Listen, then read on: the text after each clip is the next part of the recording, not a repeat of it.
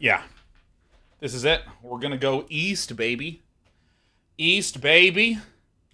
Eat, east, eat, baby. Oh. Yes, yes. Yes, yes. Yes, yes, yes, yes, yes, yes. Oh, yeah. We're gonna go to Caelid. Unmuting. By the way, we have not one, not two, but 3 cat castles in this back room. We have 2 over here and 1 in the closet. The sheriff likes hiding. Excuse me, hiding. We have a deluxe, heated, outdoor dog bed for the cats to just get warm on. Alright. And we took a vote. We took a vote on whether we should explore the final shard of Liurnia, and we're instead going to revisit maybe my favorite area thus far, Caelid.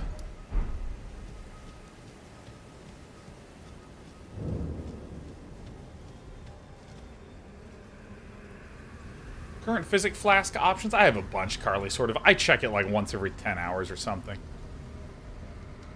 Now, I know that I came back and saw some ets at me.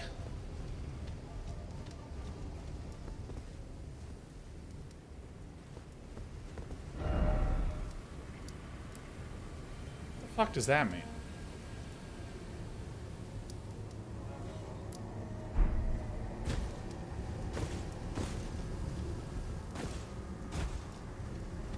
What am I talking about?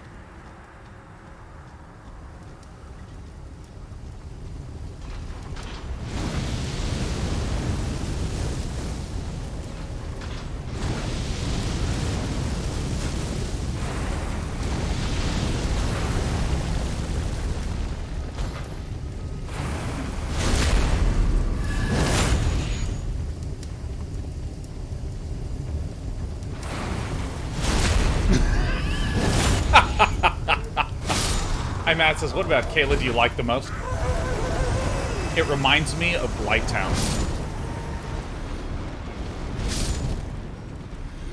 Reminds me of Blighttown, which I adored. James Hans is just curious if you'd be interested in checking out the description of the weapon you picked up in Caelid a number of streams ago. It doesn't have any special use, but I think you in chat might appreciate the reference. Let me know if it's cool to say what it is. Hit it! Tell me!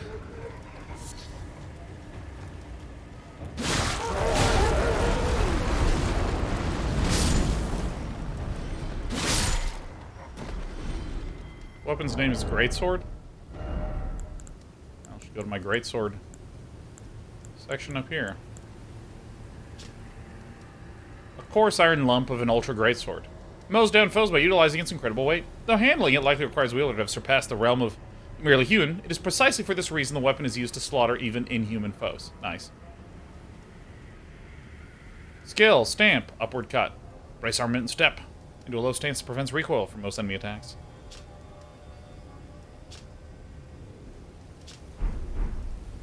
Is this a lovely reference to Guts? Oh god, yeah. Miura, the author of the maybe the most I'm trying to think of an anime that is more, or excuse me, a manga that is more influential in the gaming space than Berserk. Like dark fantasy. I mean, I always want to be careful of crediting a singular author for the invention of a genre. But I really, truly, genuinely think that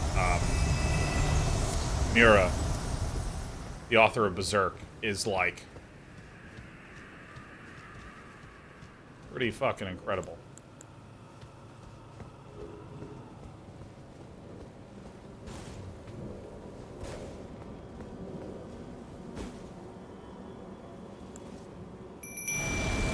Come on, buddy.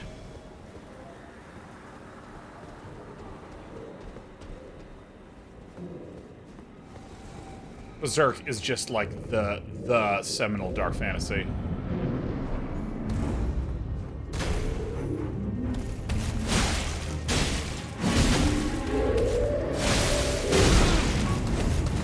Oh my god, I'm so fucking strong now. Oh my god, dude, I'm so strong. What am I doing? I'm the strongest that anyone's ever been in their lives.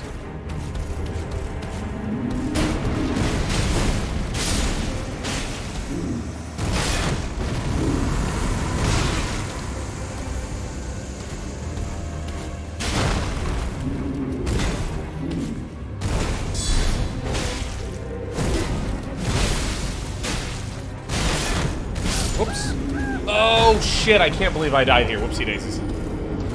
You know what happened in my brain? I flipped, and I was looking, and I was like, oh, I'm low on stamina, and I'm just like low on health. It's like, fine. It's so funny. No. Well, that's good. We don't really need any summons. We can farm a few more health points. Let's extend over there. Great. That's fine. I actually enjoyed fighting these.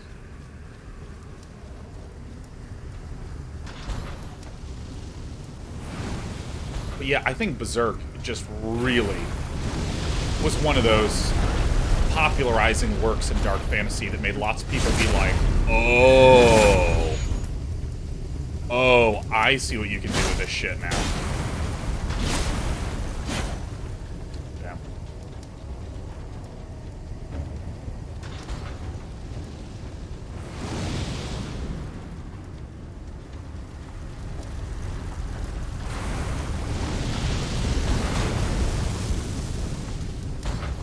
God, I'm like so powerful.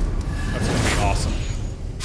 Yeah, because like Berserk just with dark fantasy. So dark fantasy is basically, well, it's Elden Ring and Dark Souls.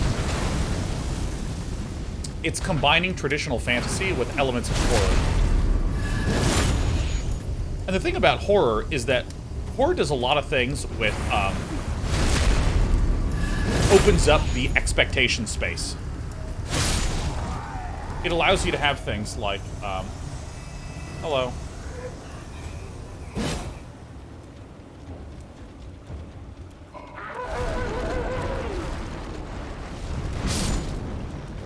Kind of opens you up to being able to explore a really wide set of outcomes. Because, I mean, in a very simple sense, if you're like me and you like romance, let me tell you, romance has happy endings. I fucking love happy endings. If there is a Korean drama where every set of characters isn't always getting back together again, I'm pissed off at the end. With horror, there's like a really wide set of stuff that you can do where good things can happen, bad things can happen. People can make it out. People can all die in the end.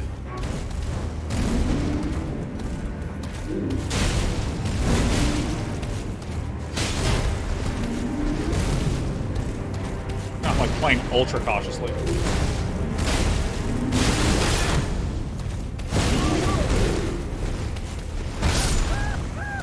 Really? I'm the weakest.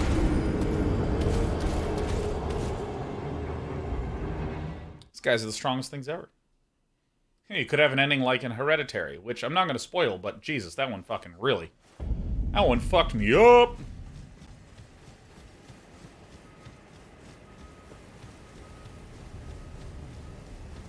Hereditary is some of the most stressed I've ever been.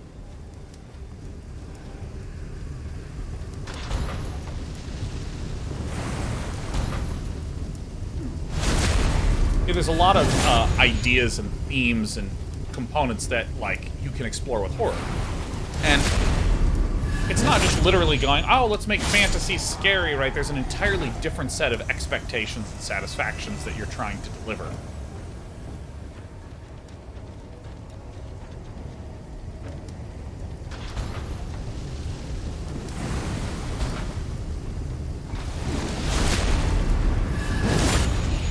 And I think that what makes Berserk really incredible, and I've not even consumed that much of Berserk, but Berserk was like one of the first works to really richly explore a lot of the ideas of merging the horror genre with the fantasy genre, because there's a lot of like general just tensions that exist. Oh shit. Tensions that exist between having those two genres. You know, horror focusing a lot on destruction, and fantasy focusing a lot on like creation and the existence of like great empires and worlds and politics. I mean, like just trying to merge these sensations is really challenging. And this is why whenever you have someone that like does something, hey, it's my stuff.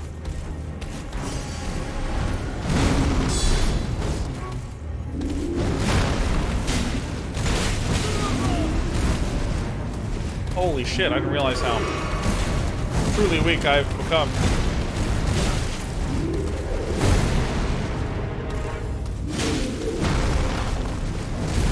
I am not the strongest ever.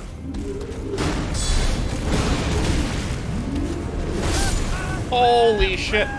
Alright, so I see I basically need to immediately kill the guy on the left.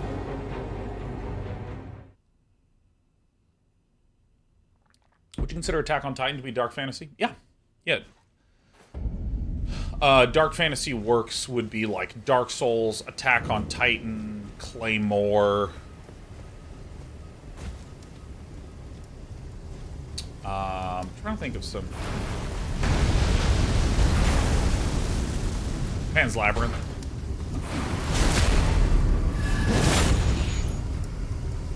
I love Claymore. Lovecraft is a different sort of horror. Lovecraftian horror, or cosmic horror, is the idea of fear of the unknown. Fear of something that is beyond your understanding. So, probably the most popular Lovecraftian work would be Alien, the original Alien.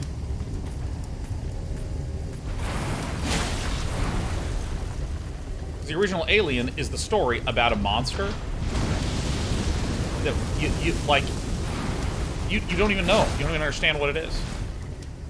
You don't know what its wants or needs or behavior or wishes are. It seems only to be interested in survival.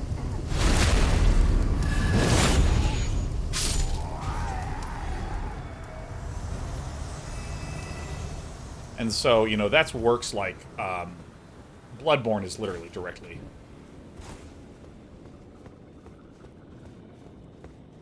a Lovecraftian horror.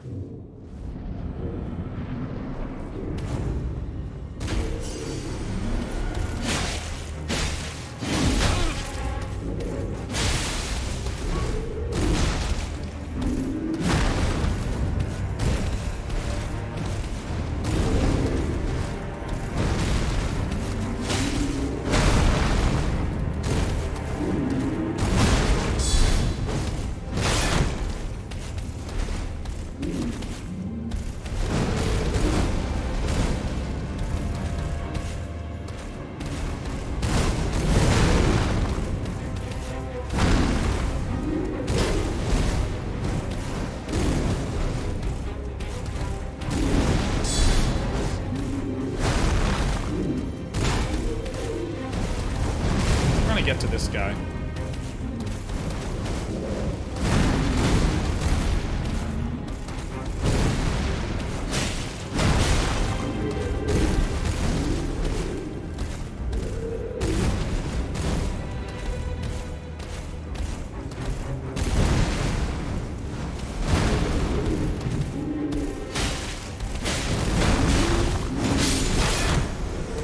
That's good. Day 9, managing things.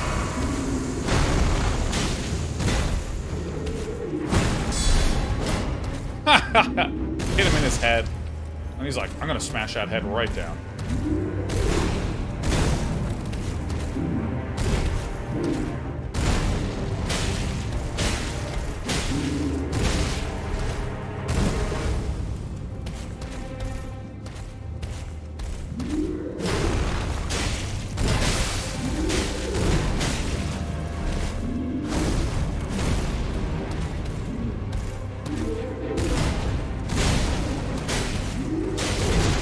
That's not so hard. We just had to do it a whole bunch of times till we stopped sucking a lot. That's it. That's all. That's not really. That's it. You know, it's like super duper easy. But yeah, I mean, Lovecraftian horror is the idea about something that you can't understand. You know, like at the Mountains of Madness, where someone like looks into the looks at something and looks into the mind of something. Oh, shit, yeah. Visage shield. And holy fuck, this is what we're going to be doing now. Oh my god, where's my endurance? Look at the resistances on this. The resistances on this are fucking insane. The guard boost is 75. It requires 44 strength. Oh, absolutely. Are you kidding me?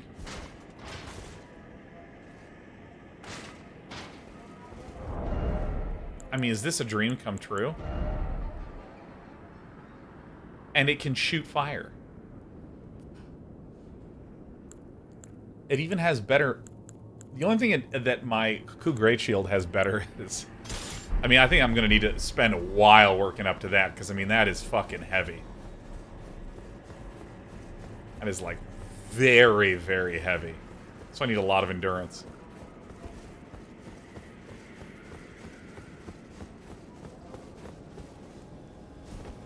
So the thing is that, like, I need a lot of endurance and a lot of strength. Strength to be able to equip it as a minimum. Endurance to be able to carry something that's literally nearly 10 pounds heavier than what I have on me right now.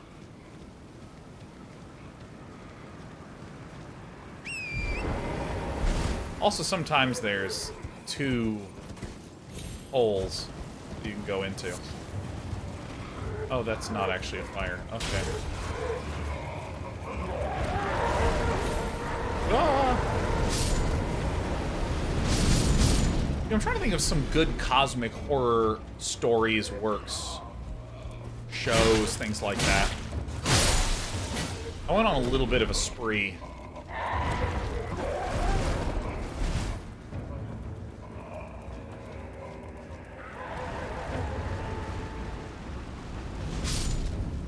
Oh yeah, There Is No Anti-Memetics Division is really great. Event Horizon, often considered a movie in the Warhammer 40k universe.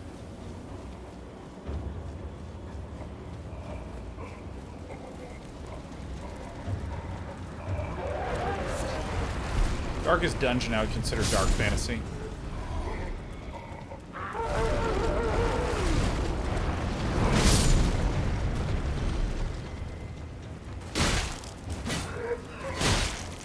Annihilation is cosmic horror. That's the one that I was unable to summon.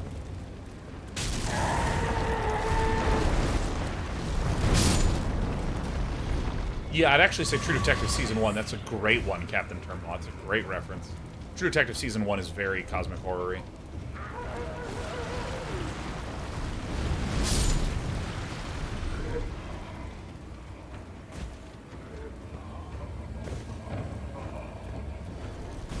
The portrayal of Matthew McConaughey's synesthesia. We fucking... I guess the answer is no! Ah! What? Something stun locked me. Oh my god. Mamma mia! Yeah, something... You guys. Oh yeah. Ramina and Uzumaki are 2 comics that are cosmic horror. 2 of my favorite comics, actually. Well, we died. We died as we lived.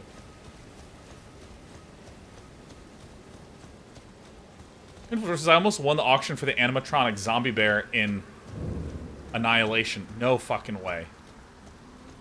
No way. I almost don't believe you. Because that's so awesome. Rock was preventing you from backing up. Ah, I see. I see. It's this rock that I'm having trouble getting over right now.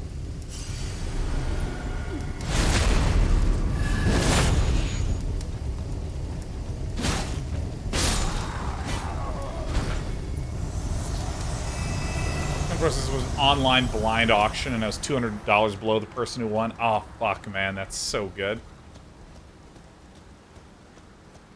So I've not gone into this area at all. I remember seeing that there were a great many tall, freaky birdie boys. That was just tricky light.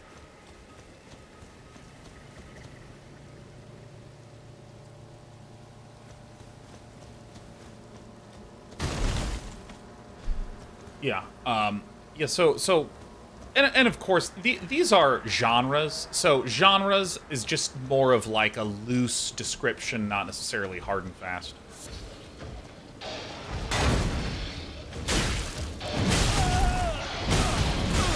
Hello.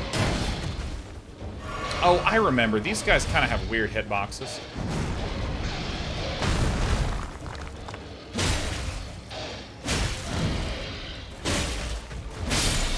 So I'm being a coward and holding my shield up. Where are we? Oh, we're over here. Nice.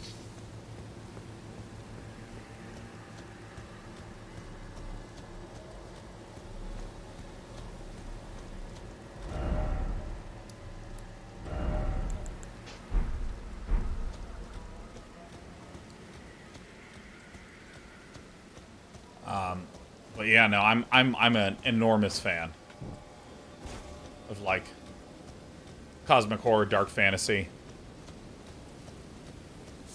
Because the thing I especially like about dark fantasy stuff is that, like, I don't like pure horror very much. Frankly, because it just frightens me too much. Wait, where did the birds go? I've located the birds. Oh. Nice.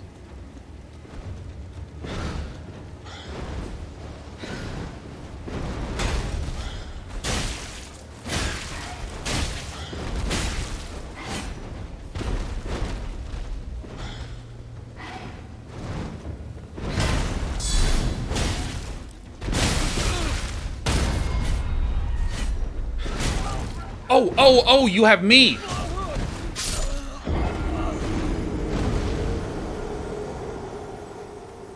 Caelid's fucking hard. The stake. Bring me to the stake.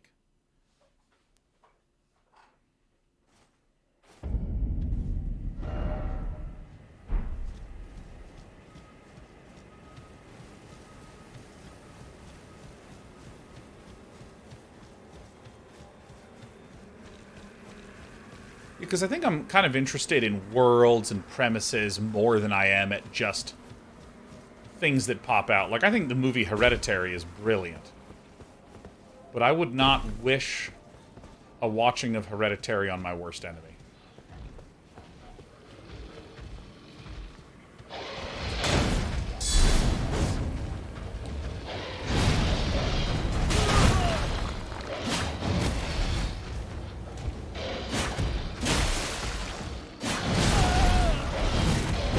Better not die here.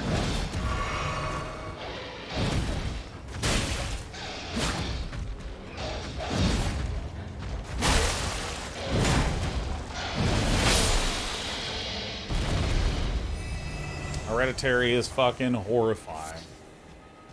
I mean, that movie really got to me. I saw it in the theater. I don't know what I was thinking. Actually, I do know. Britt was like, dude, let's go watch this movie. It'll be awesome. And, you know, there is only one circumstance nowadays that I'm willing to go watch a movie in the theater, and that's if we are at the Alamo Drafthouse. I don't know if you guys know the Alamo Drafthouse. The Alamo Drafthouse is a movie theater where you can order food and drinks and good shit like this. But in particular, if you talk, you're kicked out of the fucking theater.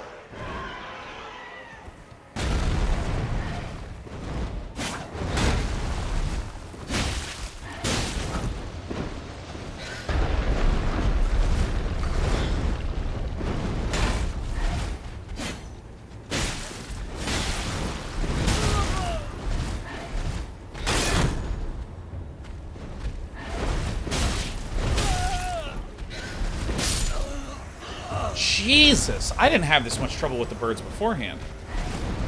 It's incredible.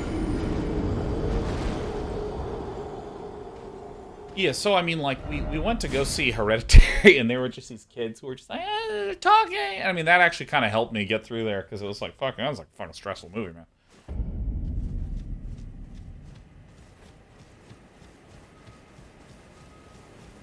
Title fans, theaters are so dark. How to see your meal and not make a mess and spill everywhere. They have dim lights underneath your table that point directly down.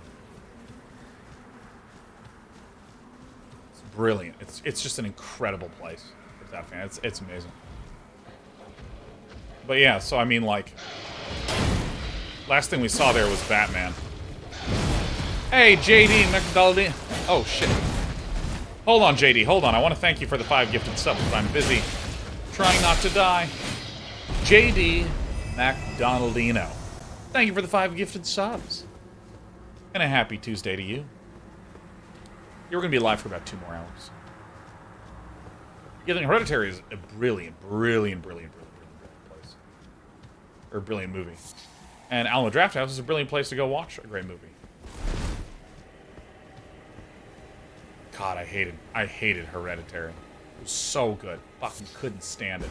Is the new Batman good? Oh my god. AKA Pseudonymous. I loved the new Batman.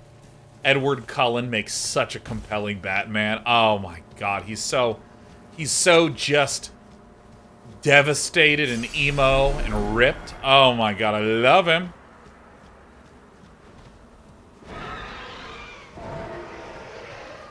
You see Midsommar? No, it was made by the same person who did Hereditary, so I'm like, I'm not watching that shit.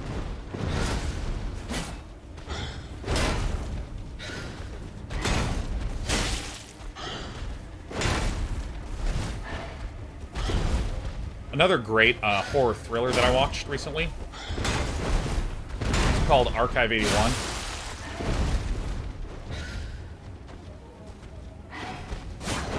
Which I'll tell you about when I'm not clenching so much. Fucking bad bird.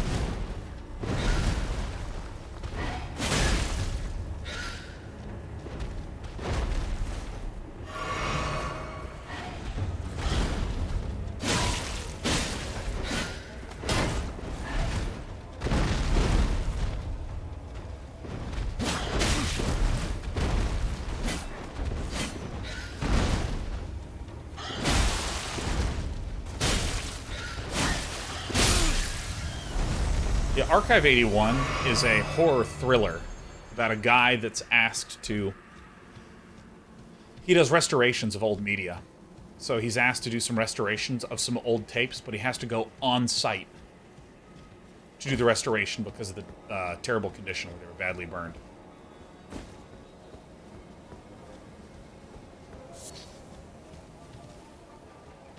And when he's looking at the tapes, on these tapes slowly begins to reveal itself some bizarre supernatural mystery. Oh, it's so good.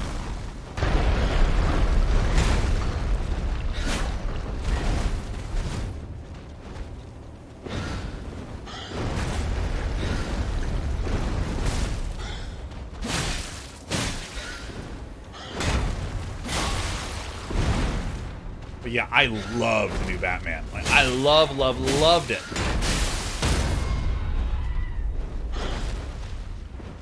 Wait, what was... I don't understand what happened. Did I do that? Did I stance break the bird? Like, I literally can't tell. Is this the game? Yeah, and I mean, it's scary, but it's really not that scary.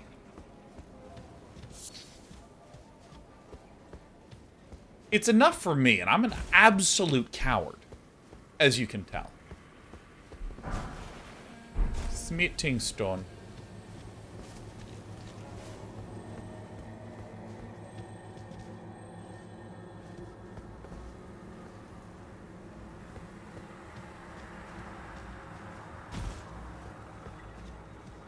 Yeah, oh, dude, Nez and I couldn't frame it better. It says, the Batman was everything I've been wanting in a hero movie lately. Street-level superhero biz rather than the ultimate cosmic threat kablooey stuff. Yeah, dude, yes! Yes, like, I get so... Like, I don't even understand what Marvel movies are fucking about anymore. Like, I don't even know. It's just like, alright, Thanos literally destroyed half of everyone. Spoilers.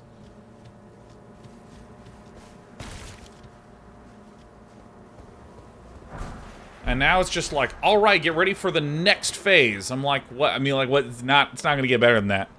It's not. Not better, excuse me. It's not going to get worse than that. You know. Well, now we're going to have someone who destroys 100% of all people instead of just 50%. You know, like, that's pretty bad. I mean, I've watched Loki. I've watched their shit. I mean, stuff's good. I'm not saying it's bad quality. I'm just saying that, like, the stakes are so high. It's hard to convince me to care about stakes that just keep escalating. Huh.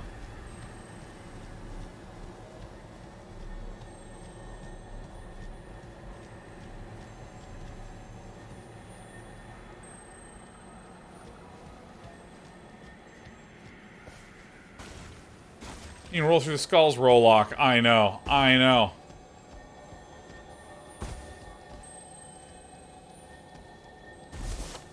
Oh. And so that's one thing I loved about the Batman, is it's just like Batman, who's all emo, and he's got his feelings, and he doesn't smile, and he's like sad all the time. He's fucking awesome. Jesus Christ. And I liked that the stakes were very intimate, and also I liked that the stakes were very not stakes, excuse me, the movie. The movie is basically a several hour-long detective movie.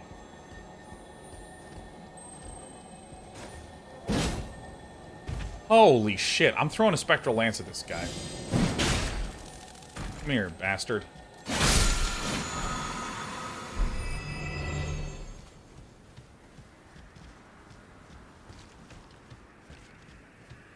I think I went up there, huh?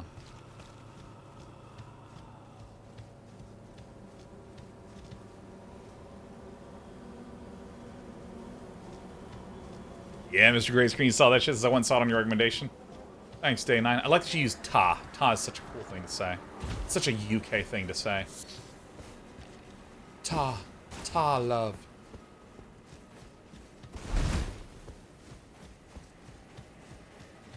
Alright.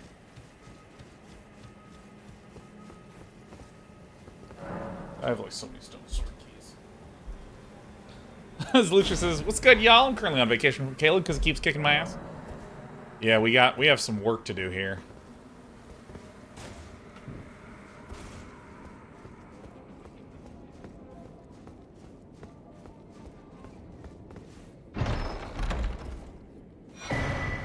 Sword of St. Trina. Ooh.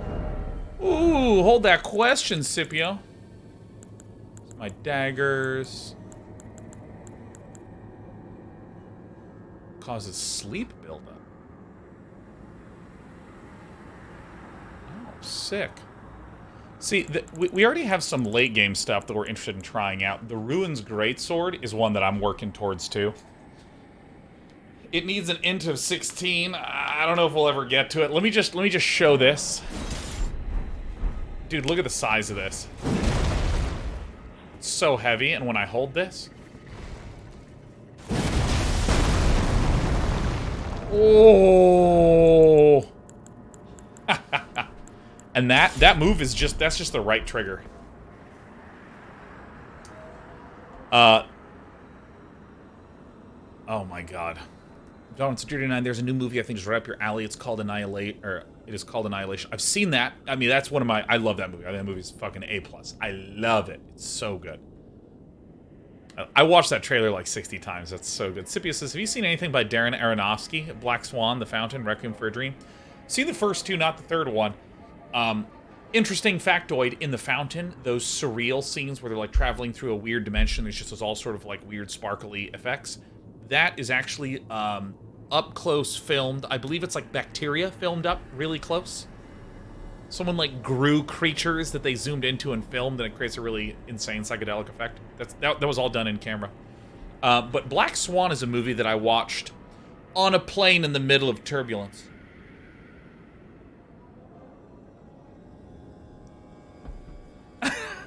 And let me tell you, Black Swan is the most stressful movie that's ever occurred, ever.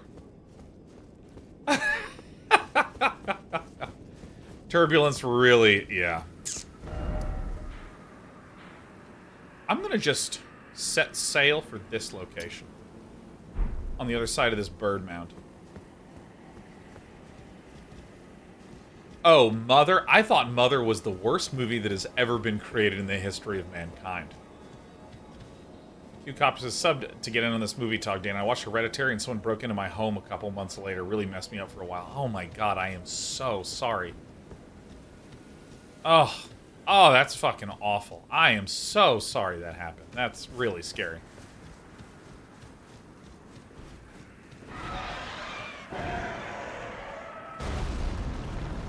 Ryder Guitar says, did you guys know Alex Garland, who wrote Annihilation, also wrote Slave Journey to the West? Yeah, Alex Garland, I think, does some great stuff. He created a series called Devs. It's one of my faves. Love Devs. Jump stab.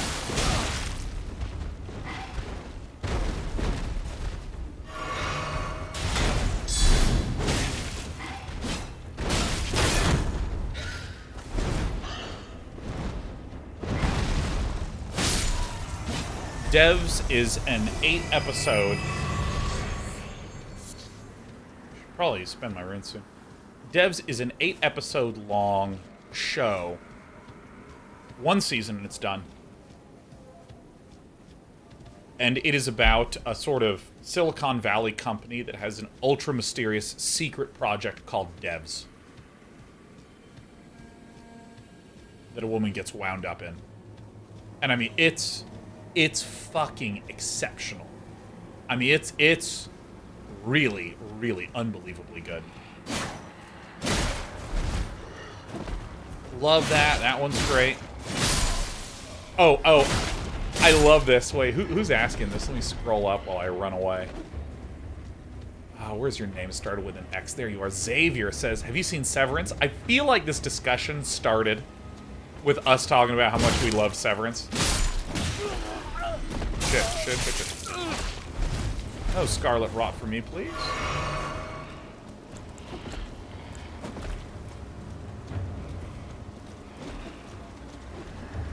I haven't seen Primer in a long time.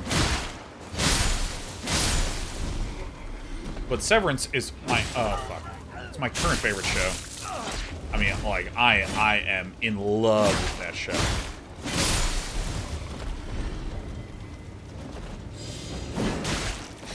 I missed.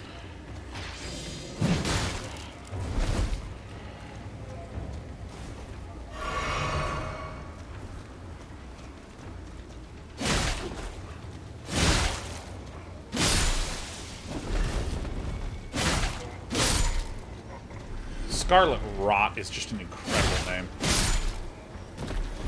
Dude, I think the world building and writing that George R.R. Martin did on this is god tier. I think it's just god tier. This is incredible. Yeah, Archive 81 is the show I watched a little while back that I thought was A+.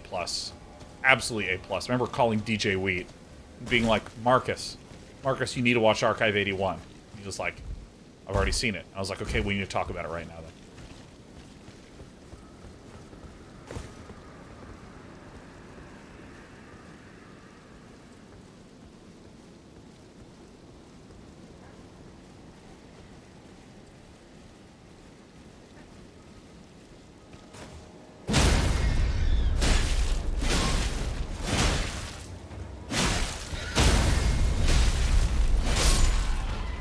Fucking sick. Shadowcast says, I wanted to drop by to just let you know that this is the game. Indeed, my friend. This is the game.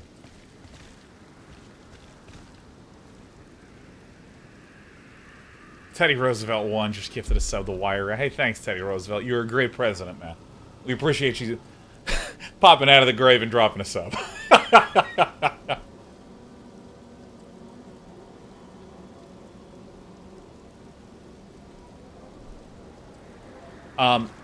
And so, I mean, literally after, like, watching Severance and being like, okay, I literally need to consume more content like this. This is so unbelievably fucking good. I literally looked up shows like Severance. And I learned of a show called From. I've never heard advertised anywhere. Fuck me. Ugh. Yeah, I've never heard From advertised anywhere, but it's on Epix, and it's a horror series about a family that they're driving on a family trip, and there's a tree in the road, and they turn around, and when they drive through to try to, like, get around the tree, get back on the highway, they see this town. And so they're like, all right, hey, do you know which way the highway is? And they say, oh, it's right that way. And they just drive in a straight line.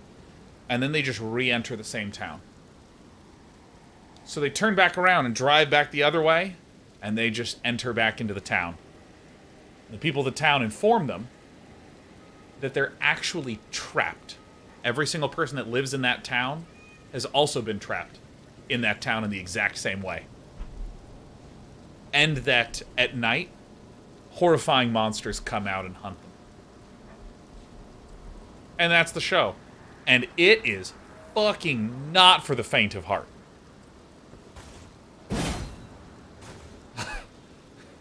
Holy shit. What perfect comedy. It is not for the faint of heart. Ah!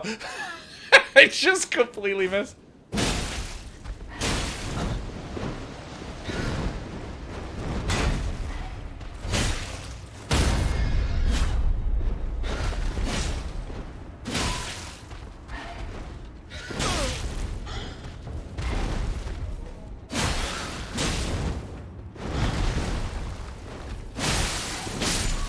I love bleed. I love bleed.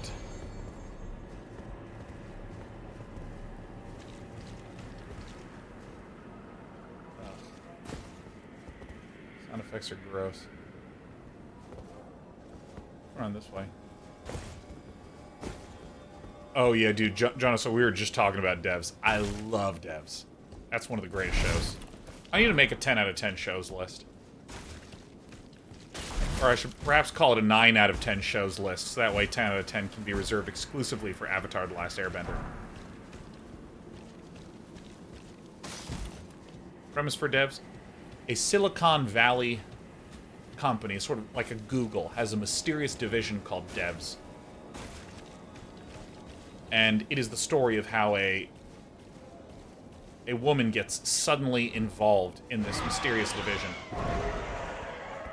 Despy, you better not.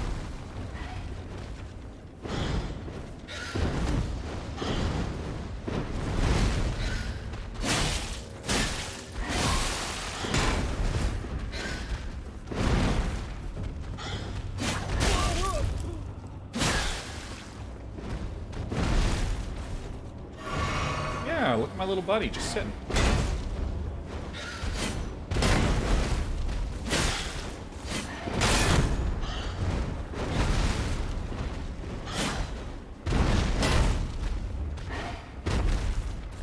And I know that I'm not really giving you a lot to chew on with that premise. But it is staggeringly good. And I mean, it turns out fucking fast.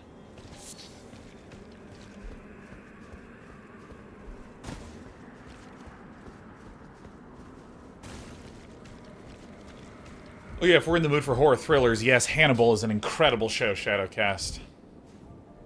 I mean, I wasn't as big of a fan of Hannibal once it got to season 3.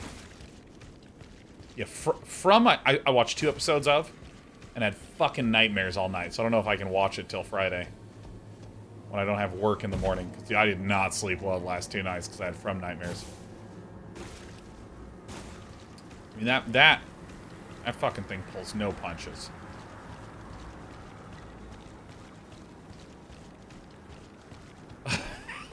Okay. Okay, if anyone doesn't want me to spoil an event that happens in the first 5 minutes, if you don't want me to, if you don't want me to spoil the first 5 minutes, just say, Sean, please don't. And I won't do it. But I want to describe something that happens in the first 5 minutes just to explain what I mean when I say the show pulls no punches. You know what? Of the TV series From. Crazy, this is our chance to say, please no spoilers to you. Mm-hmm. Some good stuff over here. By the way, in case you guys have not noticed this, you can see that these enormous things are actually the skulls of giants. See, here's the chin and here's teeth. Similarly, there's the teeth, there's the mouth there, here's the chin. Interesting? Interesting? Yeah, Dark Hunter says, oh, so you can spoil us, but we can't spoil you. That's right, Dark Hunter. I'm the captain now. Yeah, you didn't see that? I mean, we're literally on the chest of a giant. And there's its head. Trees growing out of it. But, to show that this show doesn't fuck around, at the start, it introduces the monster by having a little girl get killed. And they fucking show it. So, like, there's this really kind of funny thing that I didn't actually think about, and it's easy to not think about.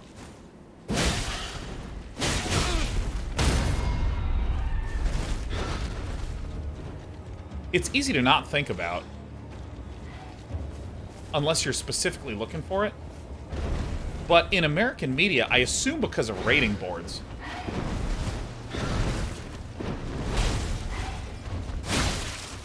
you just can't show kids getting hurt or injured in most media.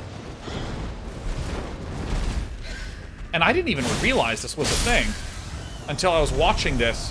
Sippy says, that seems gratuitous. Well, she dies and you find her dead later on. Like, we were...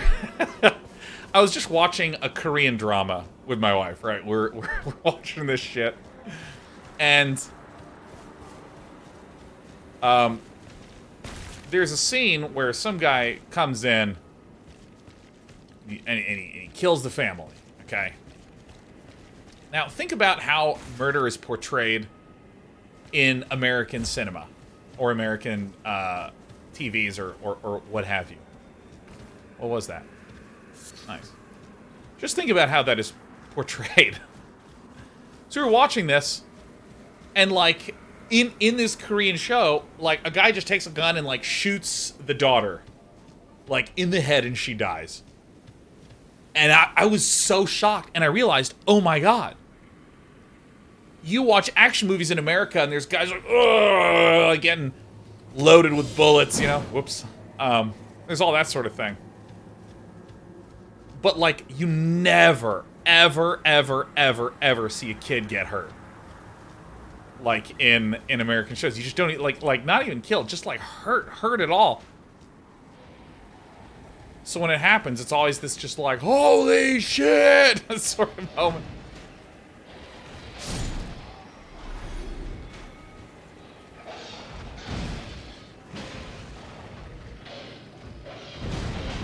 Oh, so this is what it's like watching me play, huh?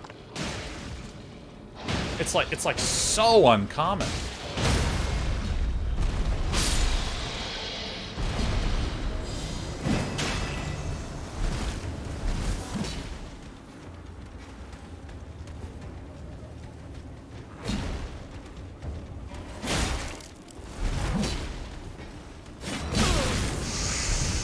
Get the fuck out of here.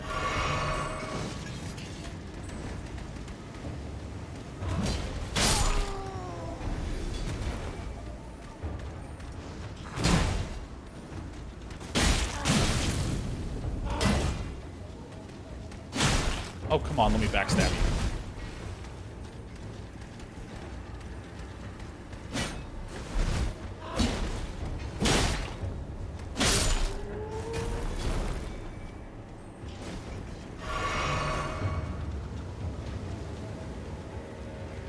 Is this guy on their side?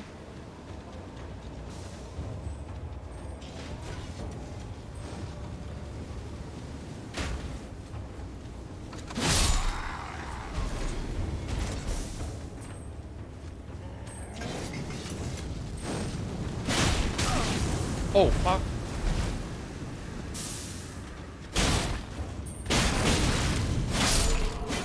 Alright, nice. I two-handed it because you don't get that. You don't get those bounce back effect if you're holding that.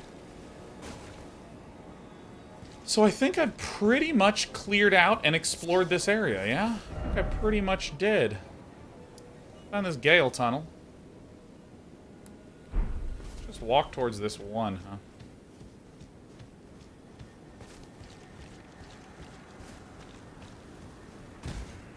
Another one of these foot babies.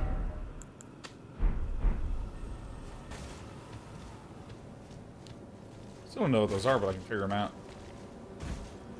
So yeah, like, there's a couple of times when I've watched American media, and like, some fucking poor-ass kid gets killed. Like, the Blob.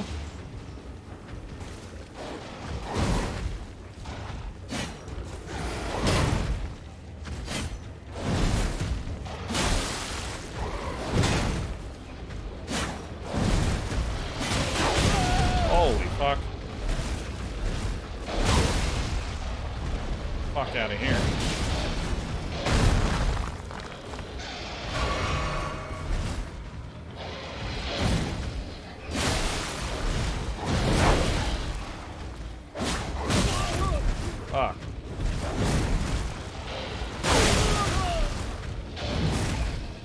Stand up! Ah! Ah! Ah! Ah! Fuck you! Ah.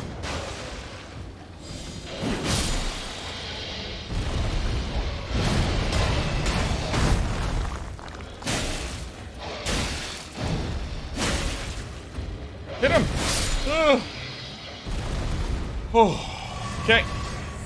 We have some levels, man. We have some levels to do. Spectral lances. Yeah, it's pretty fucking good, huh? I'm loving this lance.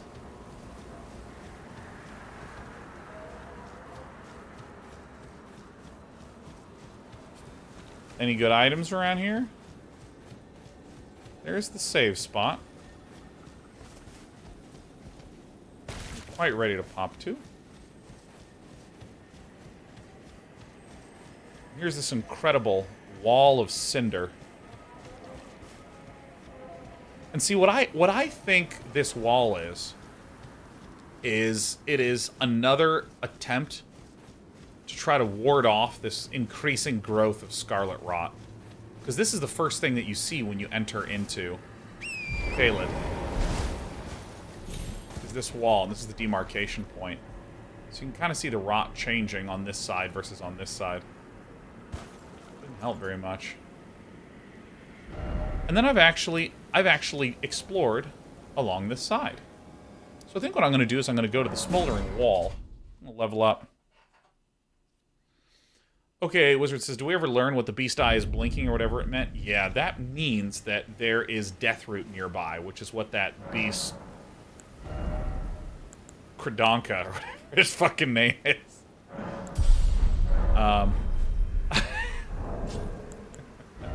What's his name? Gagonk? Or some shit. What is he? Garank? My last name ends in a Q. Feed me Deathroot. That guy. You know what I'm talking about. We all know who I'm talking about. Garank. Yeah, oh, I was right. How embarrassing. For Garank, at least. Yeah, I'd like to be... Oh, come on. I'll use 2.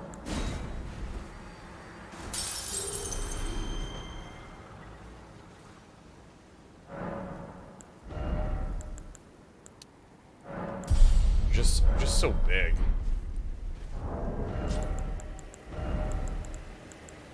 Oh, who's got medium load? Alright, so we have not actually explored, like... I don't know how deep we can actually go into here, but kind of like this area.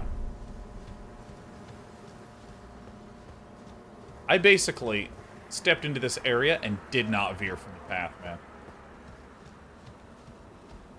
So, Teddy, each day, I come up with a little miniature plan. Right now, what we're trying to do is we're trying to scoop into areas and complete. So, for instance, I kind of made this bizarre run to here, and then I went to this fort, and the reason I went to this fort is I was trying to find a way to get back underground into this area, which I haven't managed to figure out how to do yet.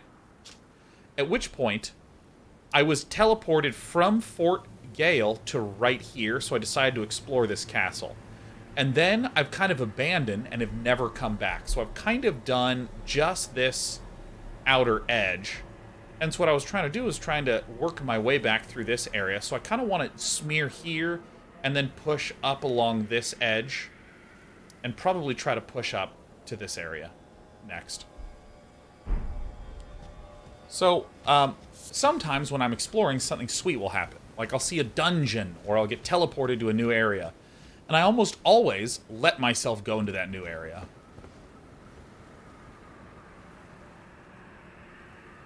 That's good to know. I see. This sort of dark brown demarcation line is where the cliffs emerge. Hello.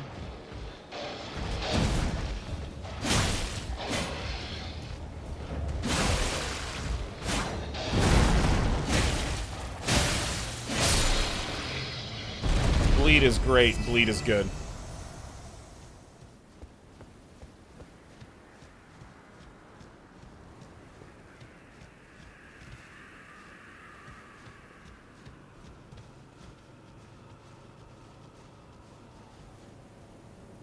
So, dude, you can kind of get hints of the warring factions that are in here, right? So you have these mutated monsters, and then you have one of these bizarre contraptions.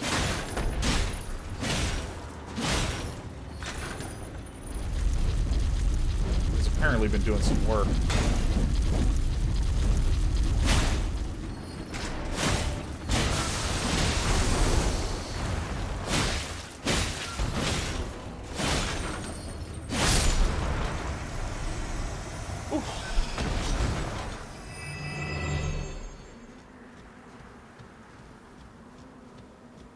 Perfect. This is exactly what I was hoping to do. It's just to kind of like clear out this little area.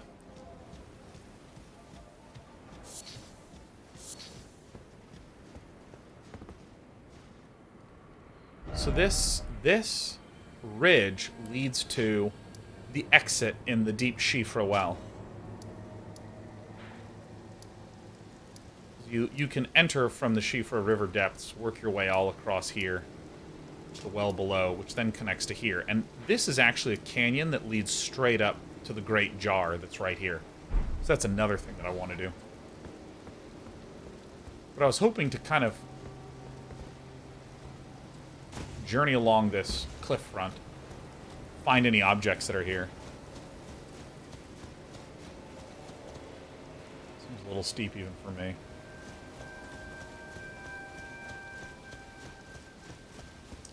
Yeah, there actually is no boss's command. Is that how you pronounce it? I just learned that today, politely asking. I just did. I was saying Siofra. But, like, there's the guy whose name is written B-L-A-D-D or B-L-A-I-D-D. And that's pronounced Blythe. And you know that because he's like, "Hi, I'm Blythe. What up?"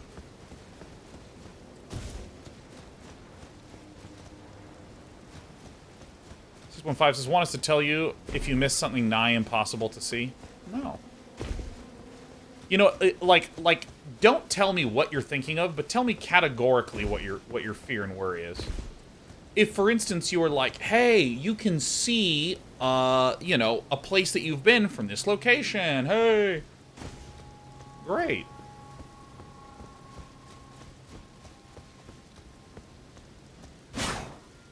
Broadly speaking, you know, it's just like... I'm just happy to wander, you know. I mathed it, says my name is pronounced Smith. Oh, so you're Gaelic. Look at that.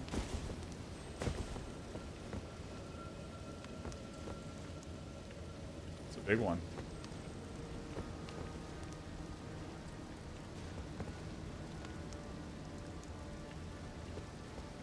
Let's keep wandering along the edge, shall we?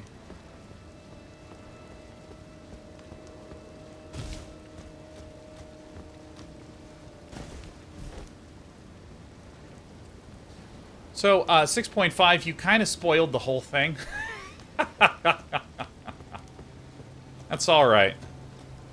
So I feel like you're suggesting to me that there's actually a dungeon in this area somewhere. But yeah, like, if I just miss a dungeon, just let me miss the dungeon.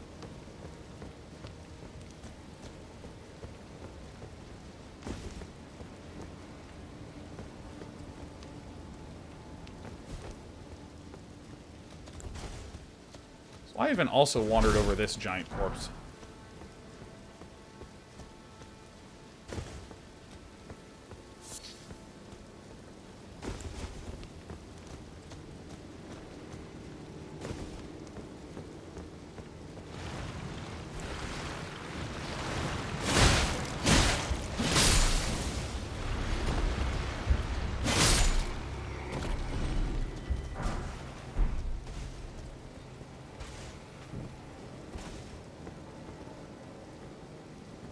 Bird of the day right there.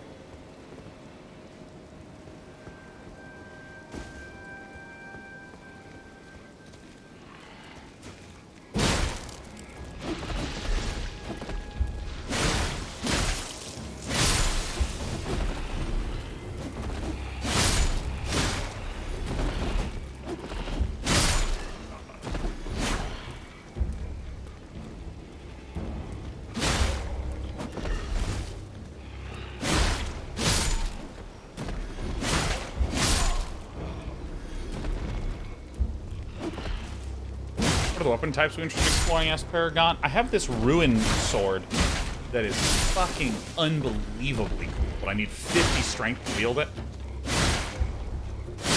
I'm just not thick enough yet.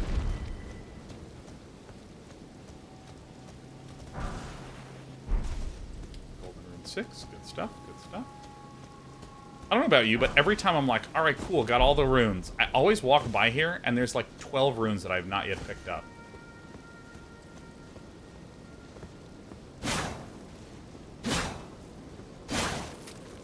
Oh, shit. So fucking sick.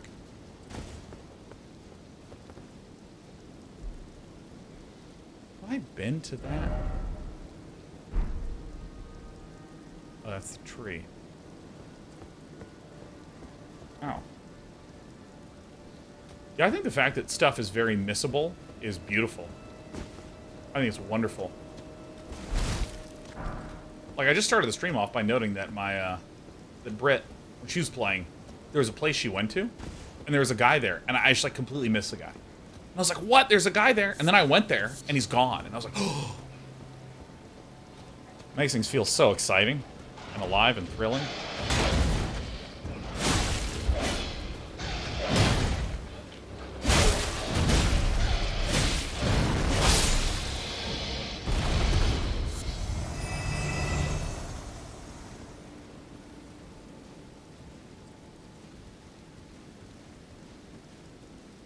6.5, I see that you've gone quiet.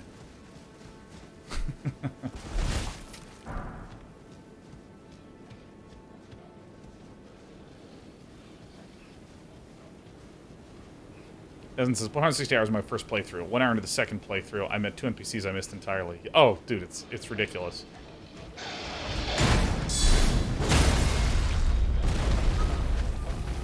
You said, not going to defend it, but you did ask. Yeah, I should have been more clear. Because when I said categorically, I meant, like, if there were a place that would be cool to explore, you know, like... I should have been more clear that I actually don't want to be identified what is going on here.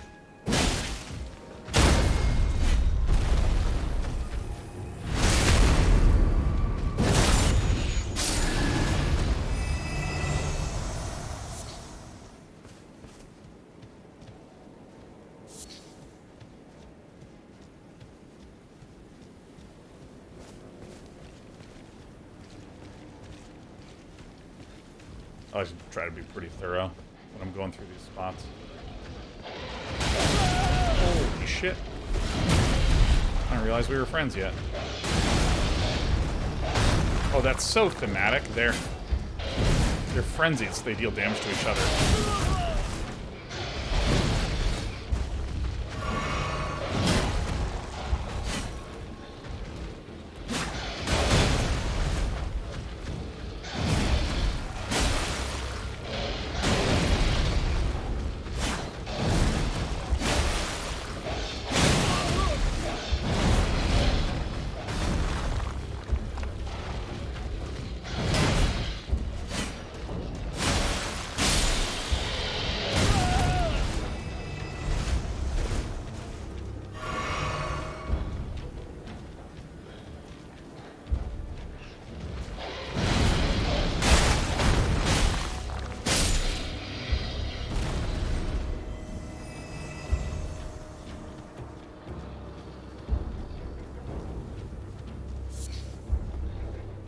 I'm ready. This is Archdragon and Peak in DS3. How did anyone ever get there unaided?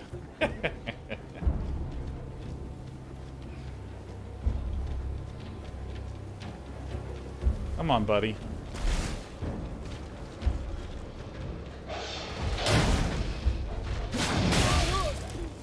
Roll into the tummy.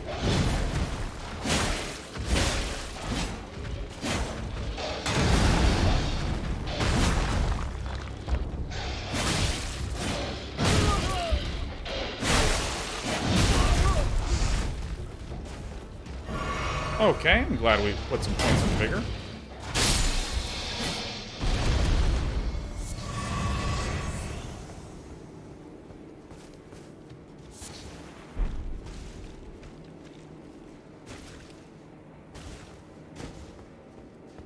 See if there's any goodies up here. Or there would just be monsters. But 6.5, just for you. Just for you. Was there a specific thing that was hard to see that I missed that you're just like, Day 9 has to see that? Look at this. We're giving you, and you alone, 6.5, the opportunity.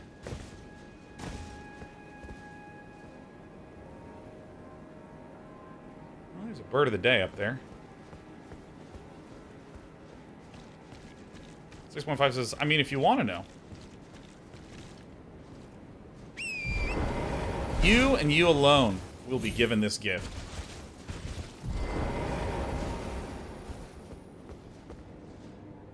Found it by complete accident. Is it nearby here?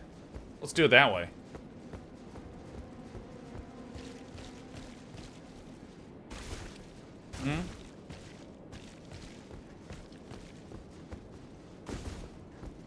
Look, Creature says I just watched the first 20 minutes of From, not for me, lol. Yeah.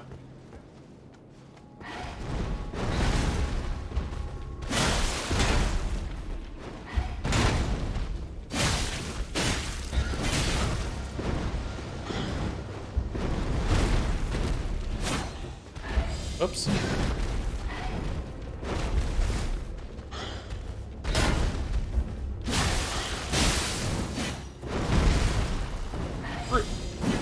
Oh. Try to be cool.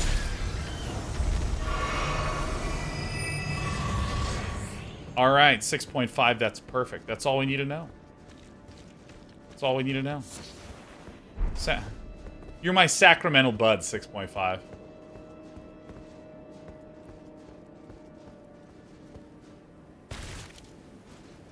Alright, so.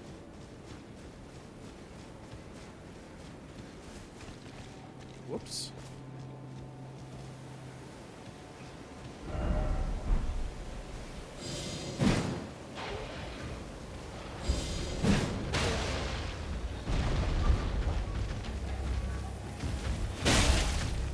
Shit, I missed.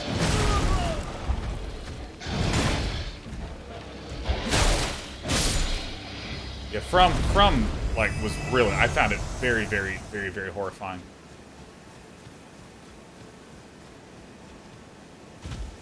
All right.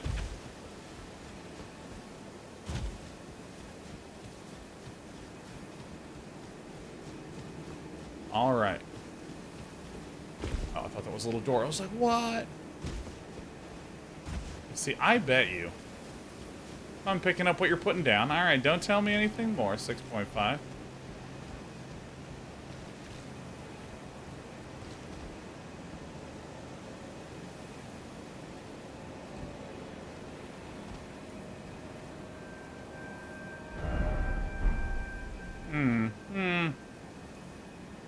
Oh, wait. I completely forgot about this guy. Fuck.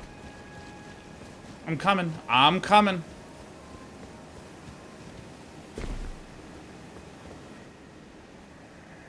Sublime, I tell you. The first flower of Ionia bloomed on this very spot. Elenia, may you blossom into a goddess. Well, look, that's like just really beautiful and shit. Alright, so 6.5.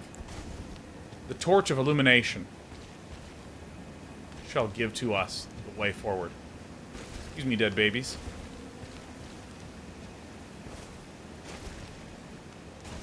So there's an entrance to a dungeon over here. And we only gave this gift to our friend 6.5 and no one else.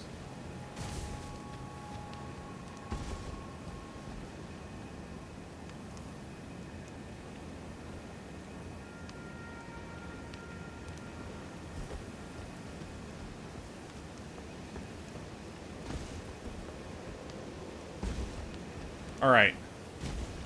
Hot, cold, hot, cold. 6.5. We hot? We cold? What are we doing? Oh, shit. No.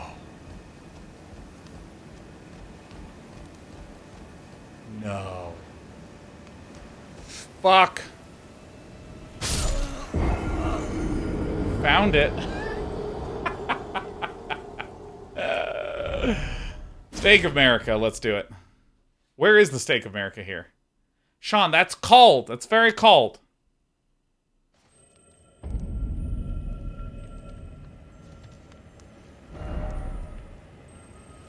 We're going there. Yeah, it's the game right there.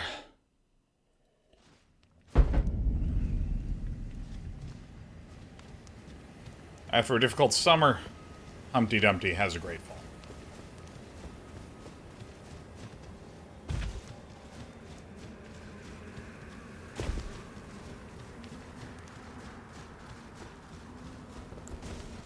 Look at that sky.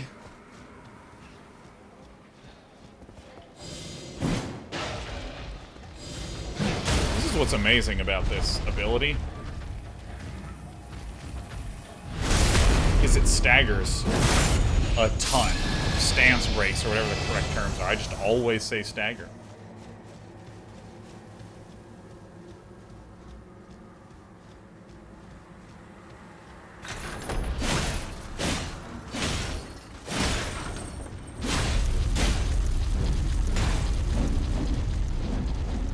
Where are you going, man?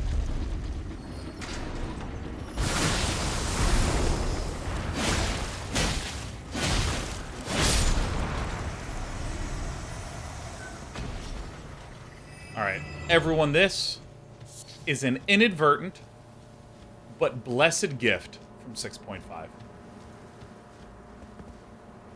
Who suggested to us, hey, how do you want to know about things that are incredibly super easy to miss? Holy shit, you're fucking kidding me. Look, there's a fucking cave right there.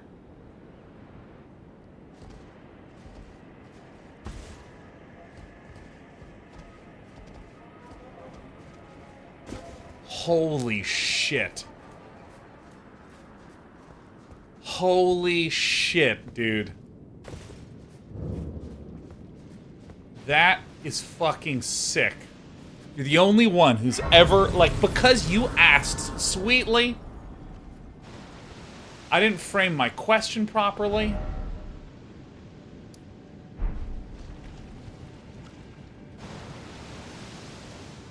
And then you enticed me. Oh shit, I'm gonna get fucking all rotted.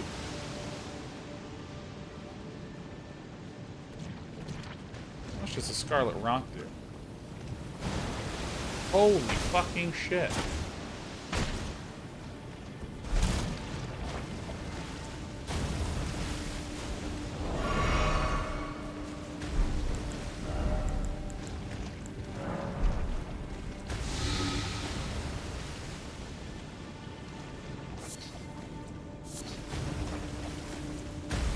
Huh. Alright, so... You know what? I think I'm gonna get this thing that increases my immunity.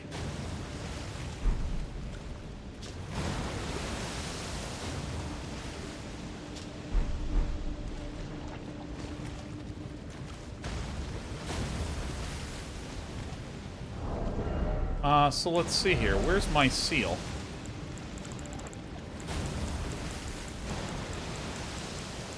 Where's my seal? It should be, like, right down here. Oh, it's literally.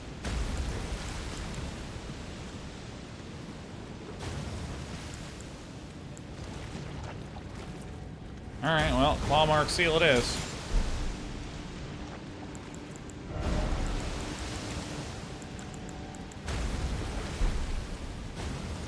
You know what? We can fat roll it. Alright, so let's go to...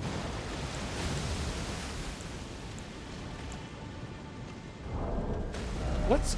There was... Oh, I didn't fucking buy the spell, did it?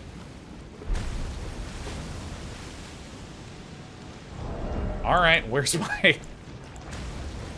Raises immunity. What's another thing that we can do?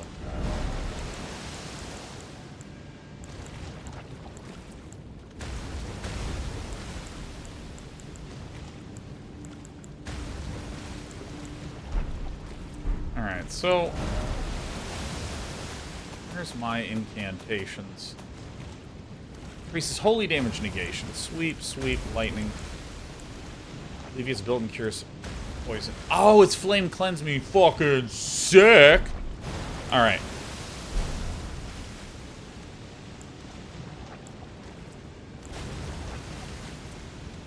How does this shit work? Alright, well that seems fucking terrible. Alright, let's go!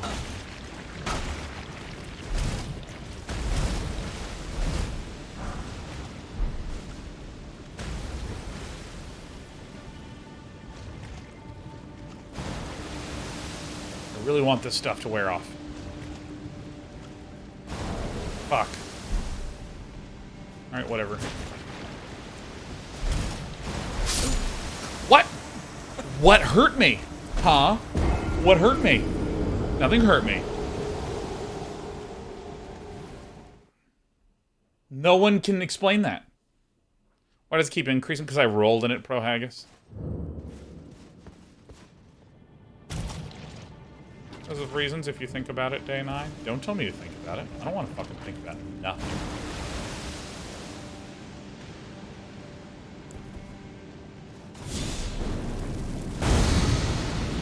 Oh, we're just always going up here, huh? Feels good.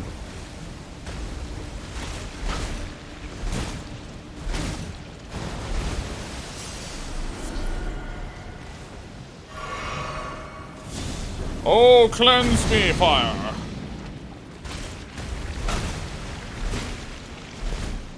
I'm so fat, literally.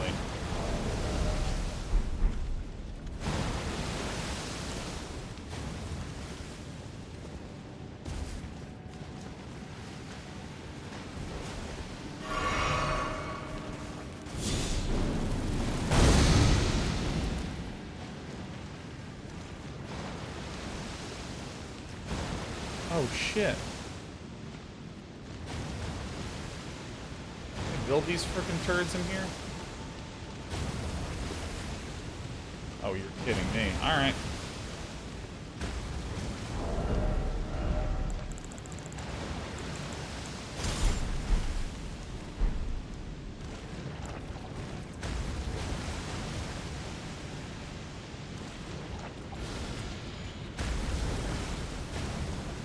Oh, you would have your little poison thing, fuckface. Yeah, get on.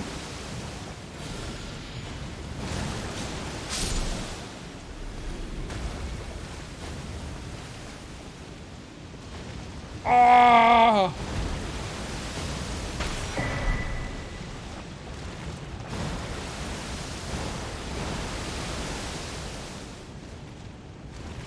Holy shit, dude.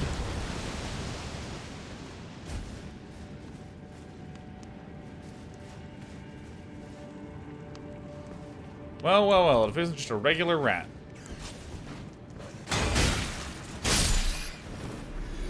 Oh, this is unbelievable.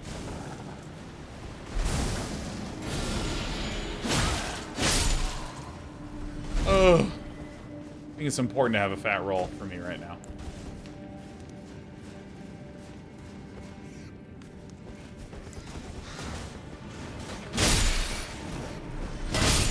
Dude, 6.5, this place is sick. I can't believe you spoiled something, and I'm happier for it. I can't believe it. You've done the unthinkable.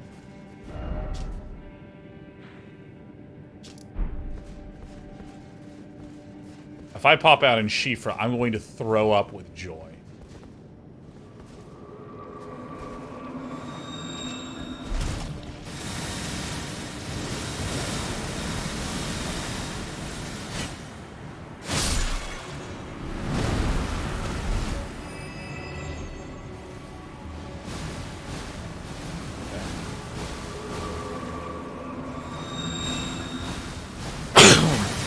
Goodness.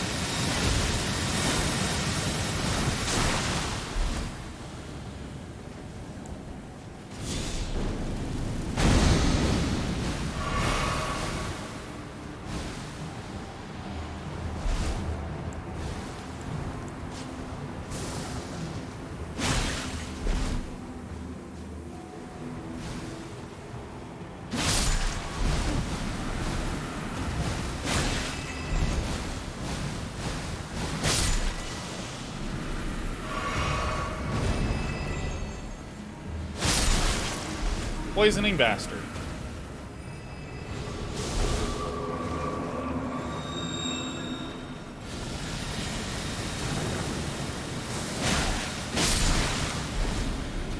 Okay. Fuck.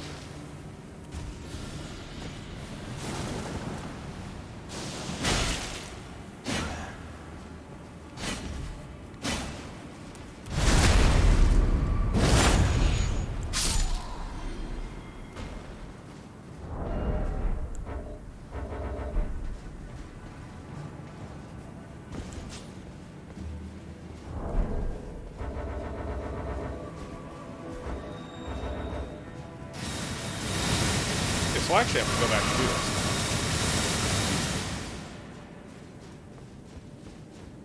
Okay, let's see.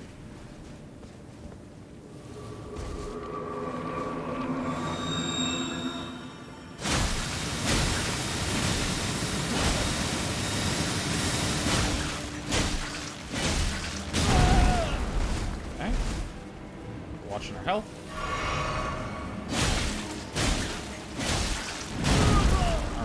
Not.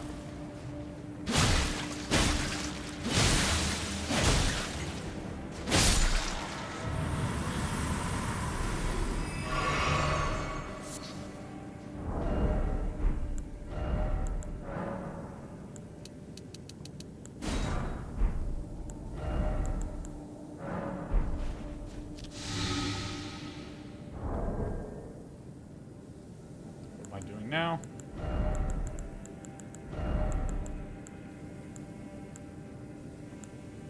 Oh, shit.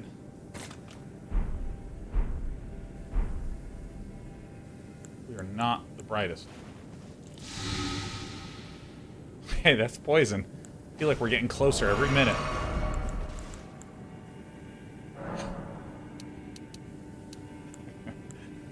Okay.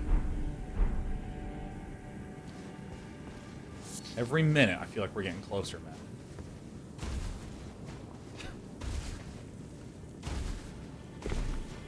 So let's...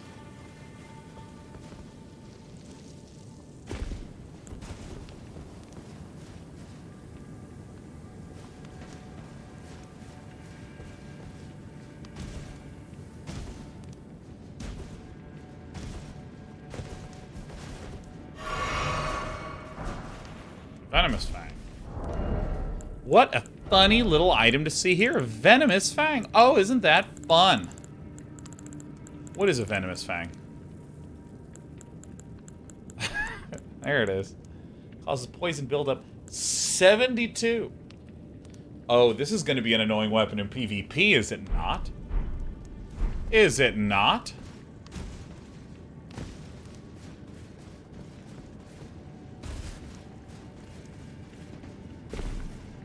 Zerum Games has had to sub after diving into the Rot Dungeon. Well, welcome to our little hell, Zerum Games.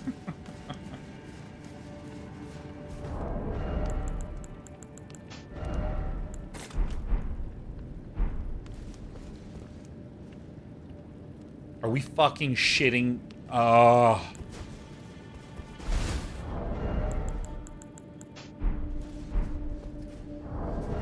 Okay.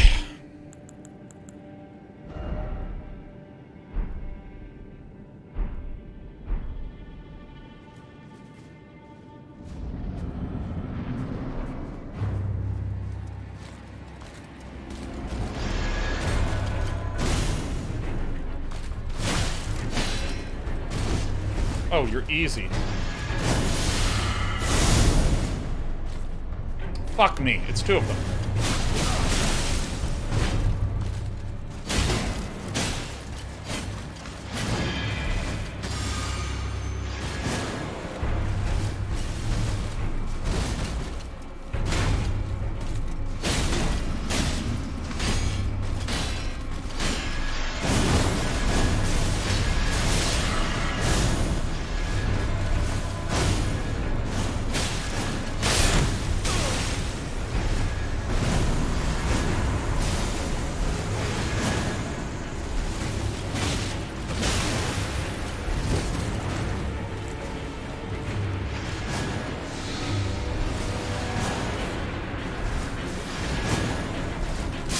Okay, that was very close.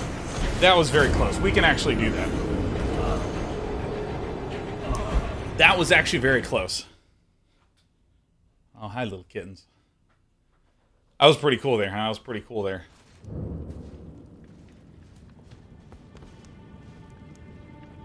This is the game.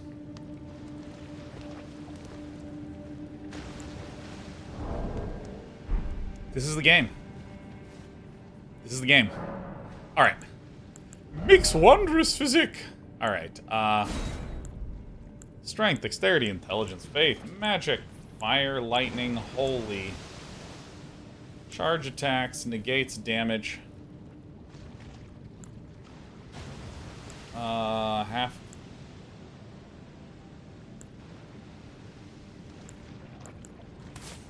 This is it. Alright, let us prepare a little mixture here.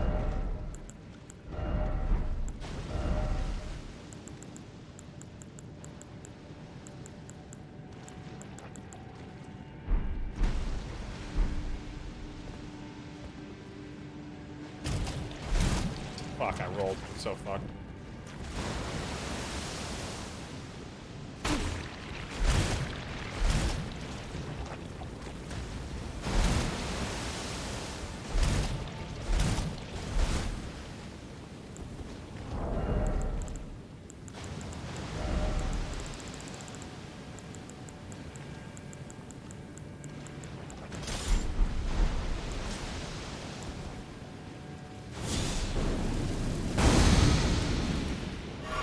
Well, I sure like cutting it close, huh?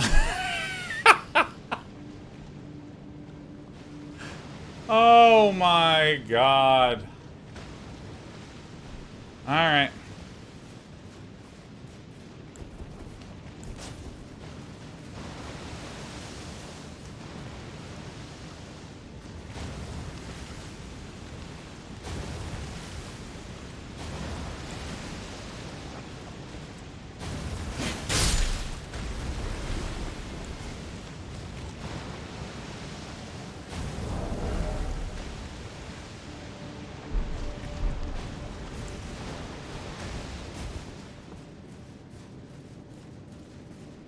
Buddy. Dude, I can't believe we were that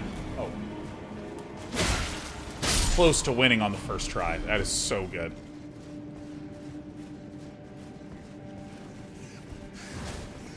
Forgot about you little bastards.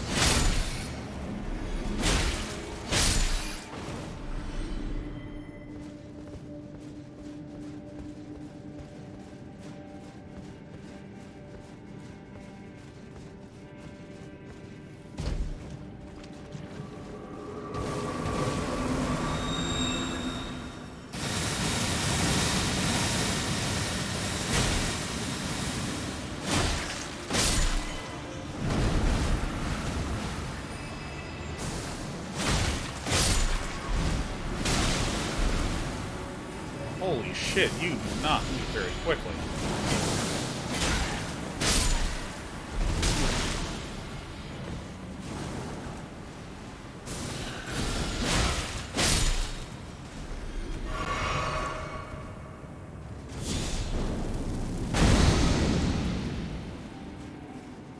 I think I don't give a flying fuck.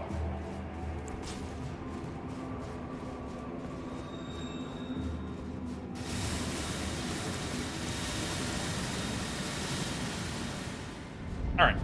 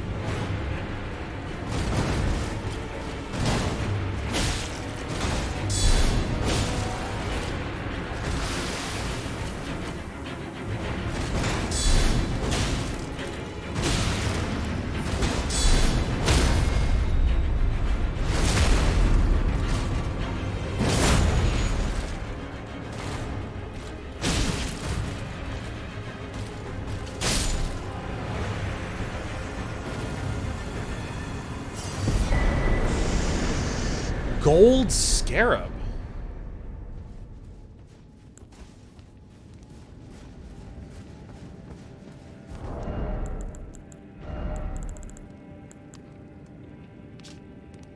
Increases runes obtained from defeating enemies.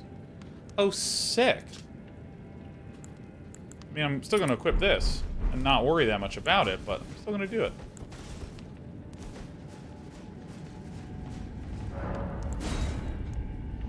Excellent, excellent. 6.5. Finger guns right at you, man.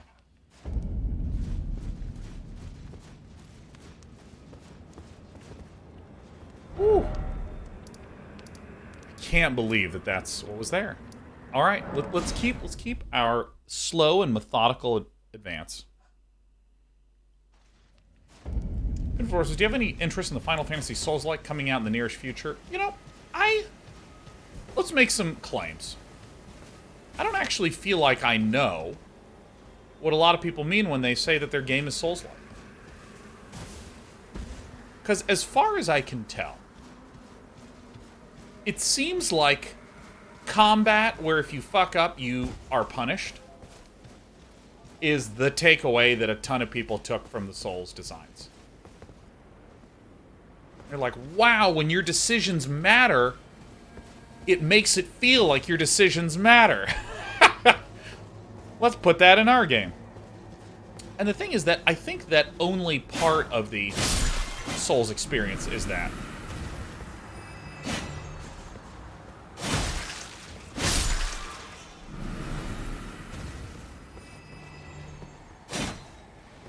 Okay.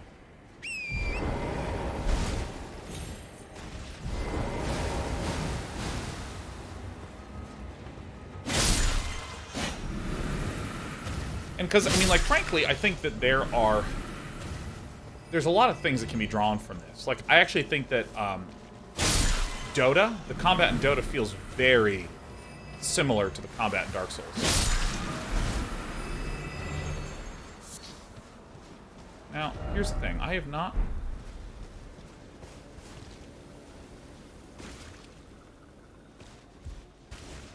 Look at that. It's a little fire. Chris says, there are very basic UI or controller features that you should know about that would generally improve your experience, which you haven't discovered yet. Would you want to know? I would be surprised if those existed. I would really, truly be surprised. But if it's something that is really basic, that is like, has already been said to me in a menu and maybe I overlooked it, that's great.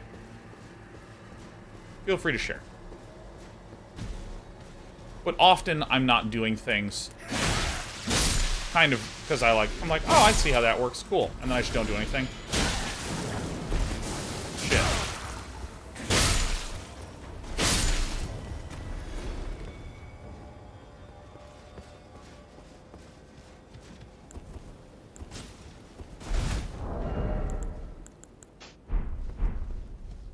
Could never have too much endurance. Welcome, dear customer. Yes, right this way.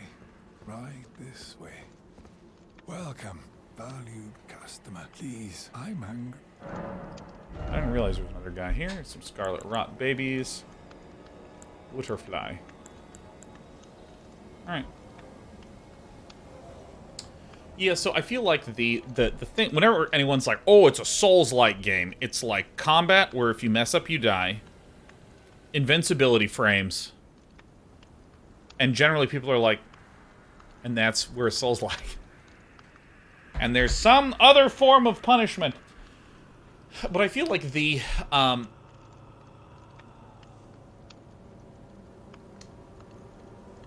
to me, it's like a bunch of things that... Okay, let me... May I get on a soapbox for a moment? And everyone's like, when have you not? Ah, how nice, please. I feel like games are systems and mechanics and bits of content that evoke an emotional experience. And I don't necessarily mean like happiness, sadness, but I'm talking about, you know, the you can take the same set of mechanics transpose them into a slightly different environment, and it just feels very different. So something like StarCraft is a game with resources and timers and a whole bunch of different things you're trying to manage, buildings, you're trying to keep producing, and upgraders you're trying to track in a build order, and you have units moving around.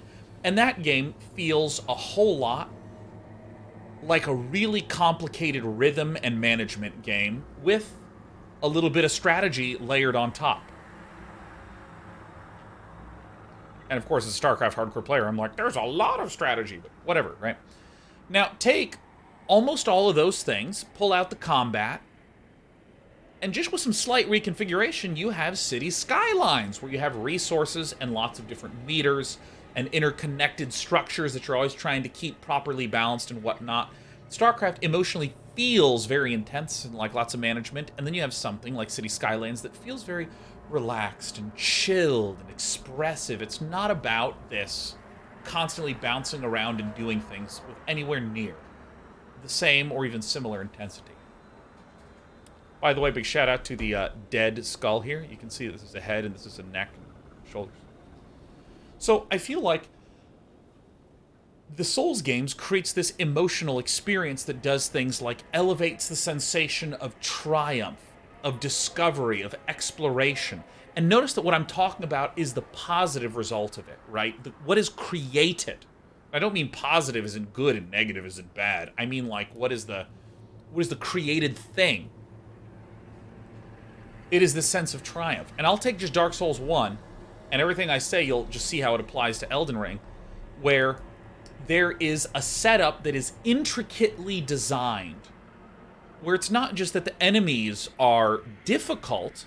The enemies are, in fact, very punishing in the Dark Souls games and in Elden Ring, but there's also like kind of a shape to how you want to steer your way through an environment, and some of that is the difficulty of combat, but some of that is like the memorization of the space and the learning of the space and the manipulating of what your skill set is with what's going on in the space. And then what happens on the other side, you get rewarded with this triumph by things that let you do more, grow in power, and in particular see another brilliant and amazing you get to see another brilliant and amazingly designed area that gives this visual reward. Again, it's kind of like I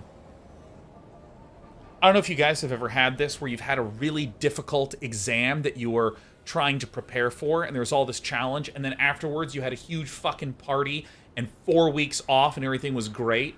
It's not just about the challenge of the exam. It's this and this reward, right? So Dark Souls and Elden Ring and Demon Souls, Bloodborne, all of these have a story that is getting richer and deeper, an environment that's starting to present to you the mysteries of this world. The mysteries, the curiosity, the exploration pays off in these incredible ways. The contrast of different areas. Caelid is very fucking different from Limgrave, which is very fucking different from Liurnia, which is very different from these underground things. And difficulty is part of that. But if you'll note, I was having the time of my life in Liurnia exploring, and I was over-leveled, because I did Limgrave first, Stormvale Castle about 15 times, and then I went straight into Caelid, gained a bunch of power, and then came over here. Liurnia has been pretty much very low on deaths. And I had the time of my life. It didn't have any of the difficulty, it didn't have any of the challenge, it didn't have any of these things. It had all of the non-difficulty related influences. And I think that, again, this is the idea of noting, it's the misunderstanding of what's the emotional experience that's being created and what is like the emotional state you want the player to be in versus the underlying mechanics that you hope to create that. When I think Dark Souls, I think of triumph, I think of overcoming, I think of exploration, I think of these crazy contrasting challenges. I think about my deepened understanding of things. It feels very, very, very good. And when I see games that say, hey, we're Souls games, they have environments that look the same again and again and again. They have enemies where once you learn a few patterns, you can beat them in the same way again and again and again. It's not trying to encourage mastery. It's not even allowing for other masteries. It's just shoving you into a direction. And in the exact same way, you can't just say, hey, Battle Royale games worked because there's a shrinking circle. Let's just take any game and put in a shrinking circle. done. I know, let's take our game and let's throw in a card game mechanic. Because card games are pretty cool. Like, yes, card games and variety can create a certain gameplay experience, but if it doesn't align with your existing game, it doesn't really make sense, you know? And so my little rant about that is lots of games that are Souls-like, I feel like there is still this kind of weak understanding of it. Hence why it got its own name. It got the name Souls-like. I don't really know what the hell this game is, but it is in a genre that's similar to itself. I mean, can we appreciate the fact that what's Dark Souls? It's a Souls-like. Because again, it's a very different mental model for how you're supposed to think about the game. Like, I have used this Keen Cross Naginata. The Battle of Aeonia, Radon and Melania locked in stalemate, then the scarlet rot blooms. Oh my god, it's fucking beautiful.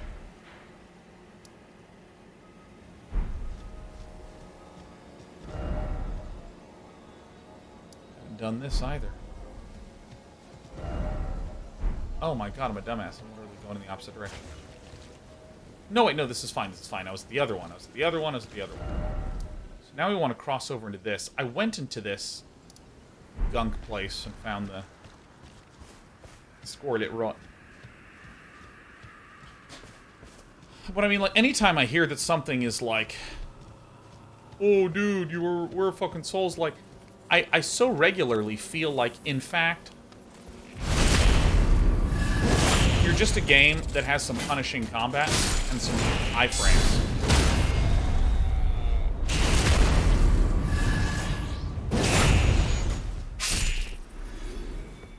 Skitter pricks.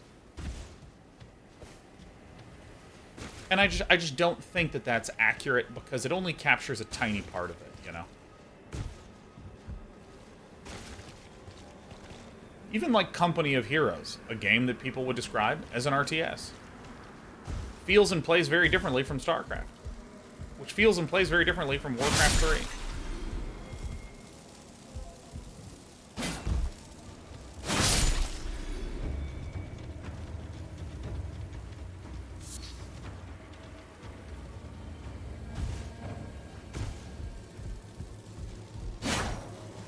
Because, like, Hollow Knight is a great example of a Metroidvania that has some of the challenging combat of Dark Souls, but it's really an exploration-driven Metroidvania. And when I played Dark Souls, I didn't see anyone trying to go like, oh, this is a Souls-like Metroidvania, and you better understand it as such, because its combat is so fucking difficult. Have I told you that it's difficult yet? Flirtle, dirtle, dirtle, dir.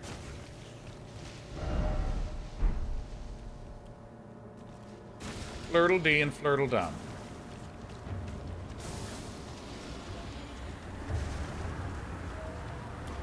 Well, let me be more precise, because I know that some people do describe things as Souls-like. But what I'm saying is that, like, I hate when a game tries to present itself as its entire genre influence is that we are Souls-like, and that's it. We are Souls-like. There it is. Done. Shit. Hollow Knight was... When I played it, it was just like a Metroidvania first.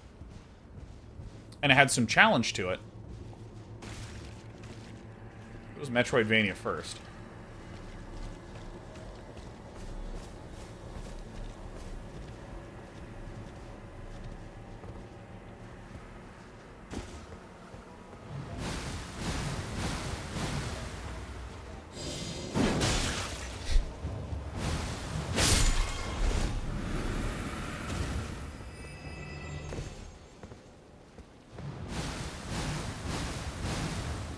It's funny, I remember that someone took the description that people normally, I think, naively attribute to Dark Souls. You know, like, oh, Dark Souls, it's a game where it's so hard, you have no idea how hard this game is. The first time you ever try to do anything, and you do it wrong, you die instantly. You know, they were talking about insta-death and punishment, and all these things that, again, are very traditional Dark Souls in descriptions. And at the end of the description, they were like, yeah, and the game I'm describing is Mario. And it's so funny because Mario games are actually incredibly similar to Dark Souls at a first blush description.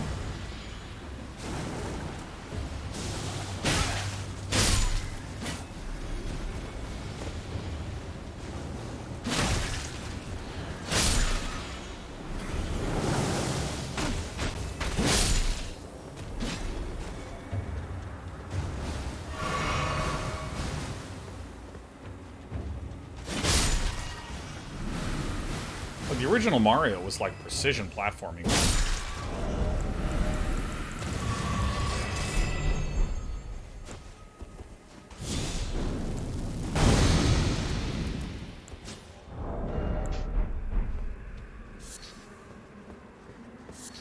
So I already went into that cave down there.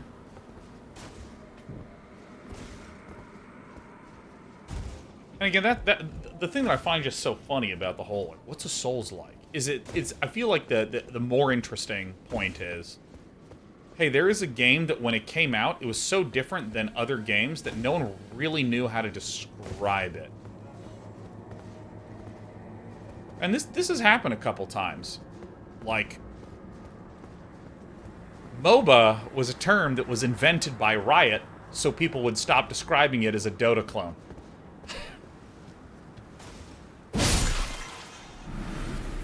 The same thing happened when auto chess came out. There was a rush to figure out how to describe it as quickly as possible to not be like, oh yeah, it's our auto chess. Started calling them auto battlers.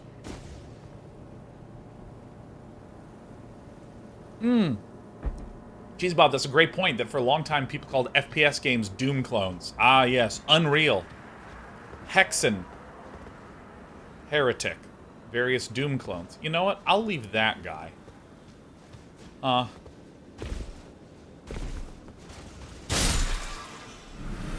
Doom clones. Oh, yeah.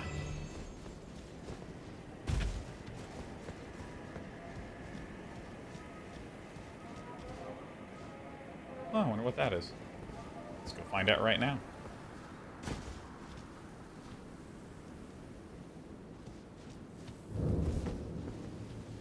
Riot likes cloning games. I mean, we're going to ignore the fact that the combat in League of Legends is completely and utterly different from how combat in Dota works.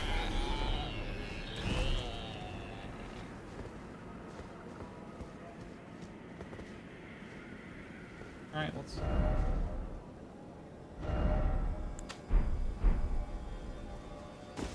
Yeah, I don't know. I love that, like, with the Souls games, there still hasn't been a description of anything other than, like, Souls-like. Because I feel like with Auto Battler, TFT, it's a fucking fun game. Hearthstone Battlegrounds, I haven't played, but it looks really fun. I'd watch Brian Kibler play a ton at events we work together. I watch Severance play from time to time.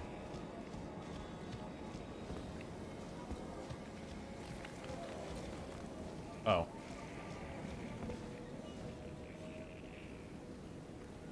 Clickety-clackety bastards.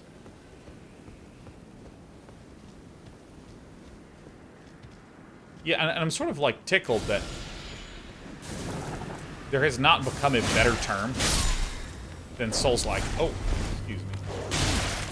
And I think it's frankly because, like, FromSoft is doing so many things right.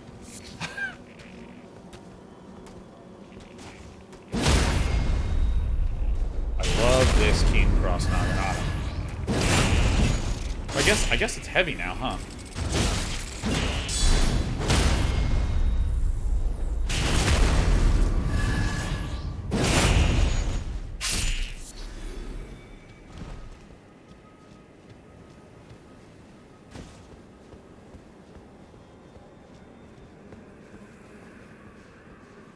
See if the dog doesn't notice we did it.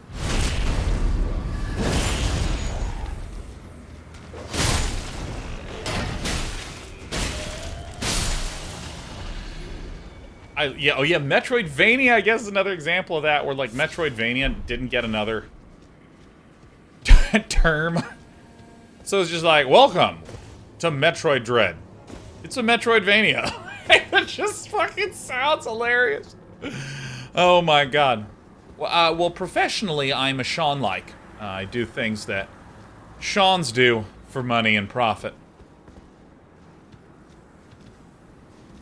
Oh, behave. Are they sleeping? My god, they sleep exactly like my dog.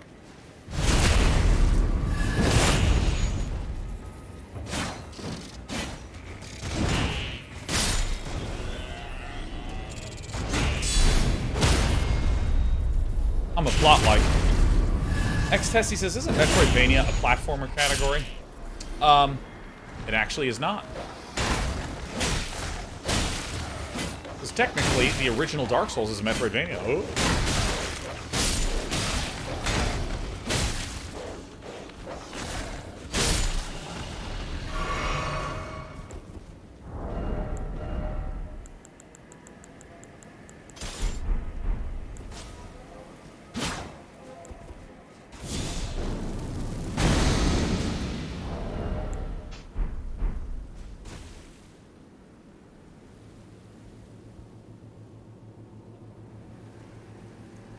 Oh, Eviticus Tarkov is a game that started the extraction genre, but no one has coined the ubiquitous phrase for it yet. Yeah. Yeah, Ecstasy, coming back to your, oh wait, an Aeonian butterfly.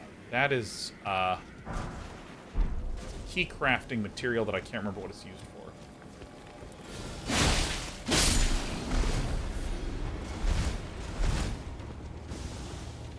So, Ecstasy, the platforming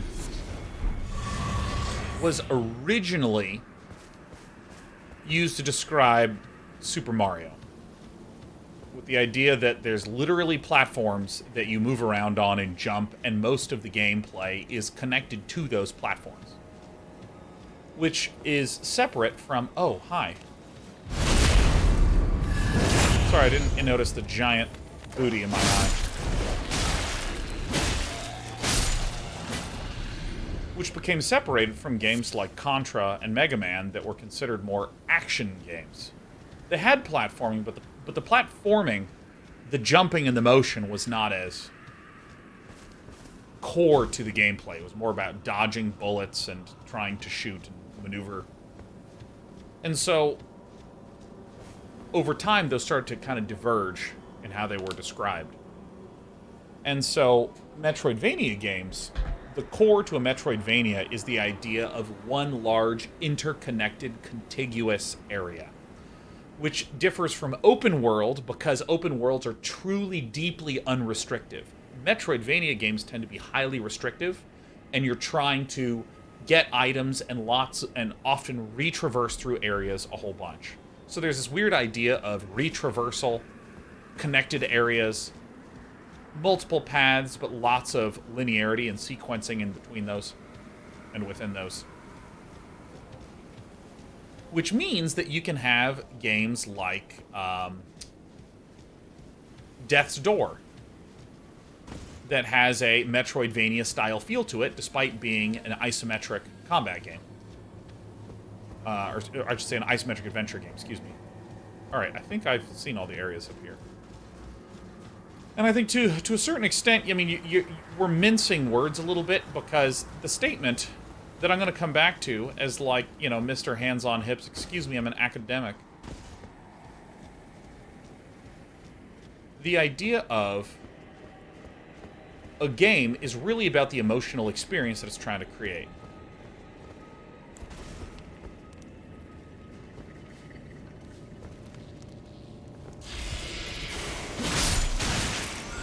Oh, what the shit? Oh, I didn't realize I was entering hell, but there it is.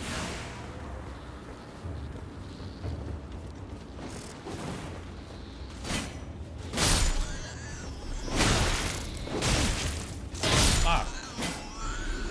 Oh, the sound effects gross me the hell out. So, I mean, it's about the emotional experience. If you have a game that is about, ooh, go wherever you want, do whatever, that is much more in line with open world.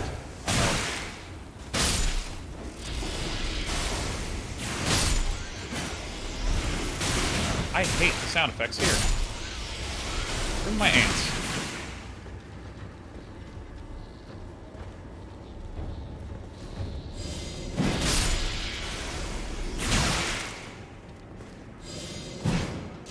Ooh. Please.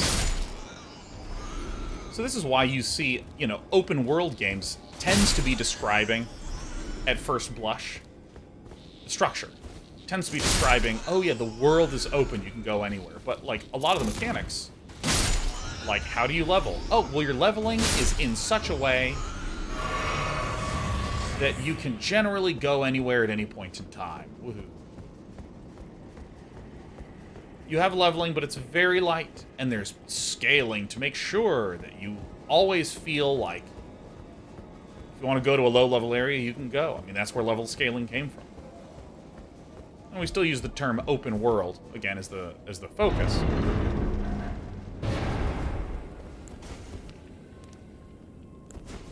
But again, it's about that emotional feeling of freedom, being able to move. Meteoric Warblade. Oh, shit.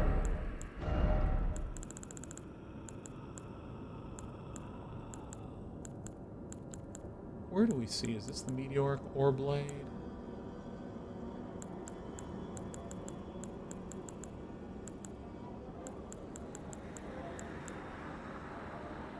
Oh, it's an int. I mean, I'm not smart enough for this. Nice and fast. Oh, that's sweet. Close the distance. Gravitas? Man. This is the one thing about having your int in the shitter like me. You just can't use the special ability of a lot of this stuff. But yeah, so Metroidvania, what's the emotional experience that it's about? Oh, it's about these sorts of, you know, interconnected areas and the feeling of retraversing and mastering and slowly unlocking more and more and more. Almost maze-like in structure. And you start to have curiosities and little tickles. Man, I want to go back here, but I can't yet. I want to go back here, but I can't yet. I have to figure out how to get there. Very different from the emotional feel of an open-world game. I want to go there, so do it. I want to go there, so I did. Rarely ever happens in open world, or in this sort of archetypical open world design. I want to go there. I have no idea how. I literally cannot figure out how to get there.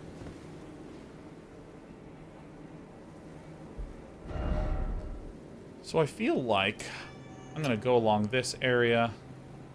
I think there's a dragon here. Hi, sweetheart. I'm just going to mark some areas here so that way I have some stuff to walk towards. Friendly spell reminder? Yeah. Where is my nearest? You know, let me work towards that location. Because the thing Vel Run was the slow healy-dealy, huh? That's what I recall it was. And I could hop on my horse, but we're only live for 30 more minutes. Let's chill a little.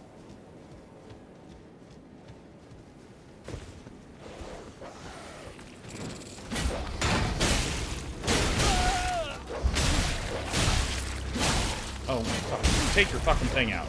There. So, there is a behavior that threw me off there with the way that the shield stuff works. Which is, if I'm holding the shield button and I start stabbing, that guy hit me from behind, so I went, oh, and I sort of threw myself back like that. I was still holding L1, so when I started to stab again, I was expecting my character to pull his shield out and stab, but I have to release L1 and then press it again for that to occur.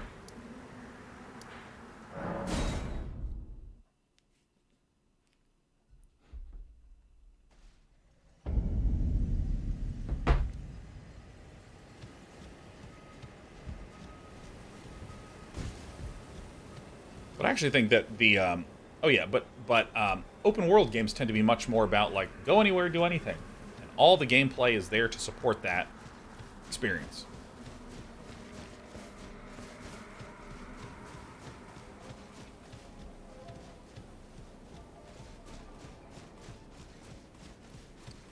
And so, you know, non-platforming Metroidvania games would be, I mean, I've heard Link to the Past described as that, which I kind of agree with. Come on, little doggy. So yeah, released and then held my sword button down again.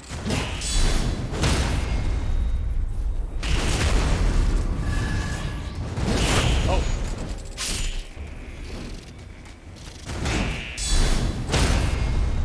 I love this weapon for this reason. And I love you. You don't have to do anything for me to love you. Oh, shit.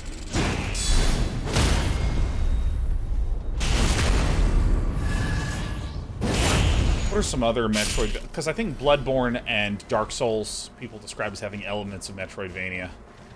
That sort of thing. So, and again, I think that it's kind of like a weird genre description, but...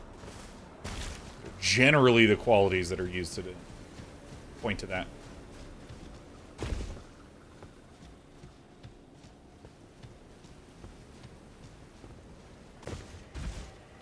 I love this. This symbol, this, like, orange thingy. Hey.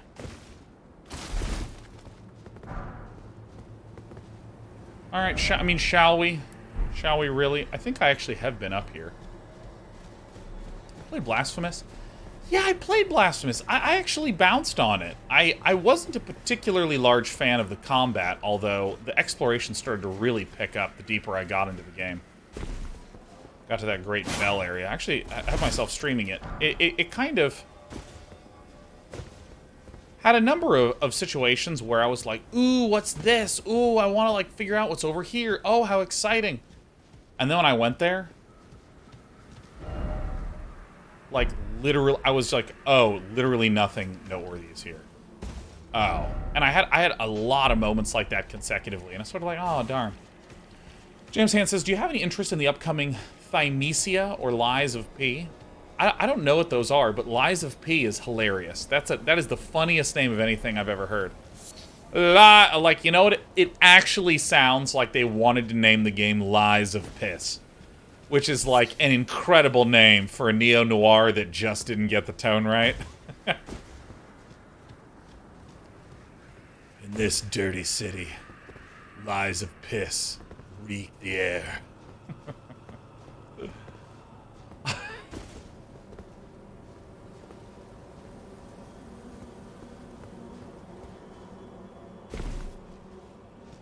Those Souls-like, Lies of P is a Pinocchio Souls-like? Oh my god.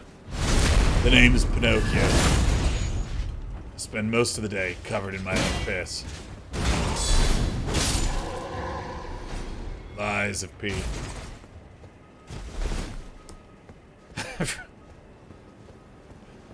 Friend of mine and I, we decided that the phrase, seize the piss, is a really good phrase.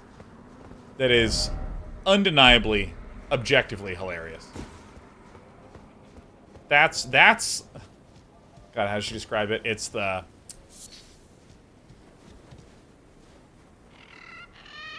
Oh, God, what did she... her... She's just the right words. I would look it up, but I'm playing Elden Ring. It's like the calling card for shit posters everywhere.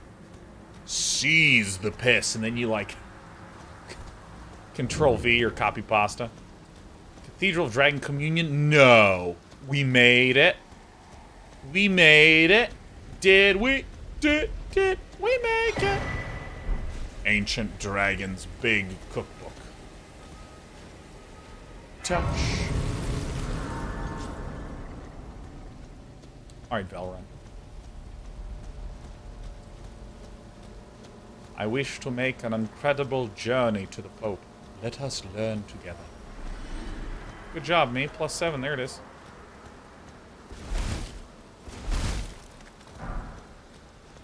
Let us learn together, then.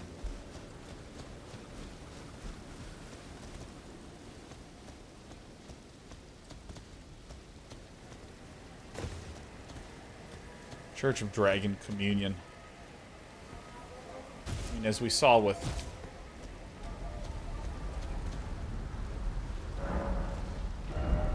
Godric the Grafted. So Arcane seems to be connected to the dragons in some way. Dragon Maw.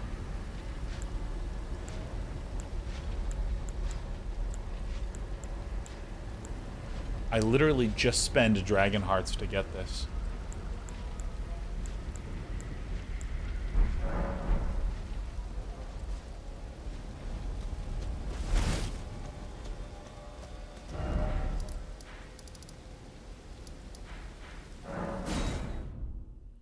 Yep, stretch right in front. Show off those hips, baby cat. Parthonax. Do you guys know that the voice of Parthonax is the same as the voice for Mario? Hoop hoo!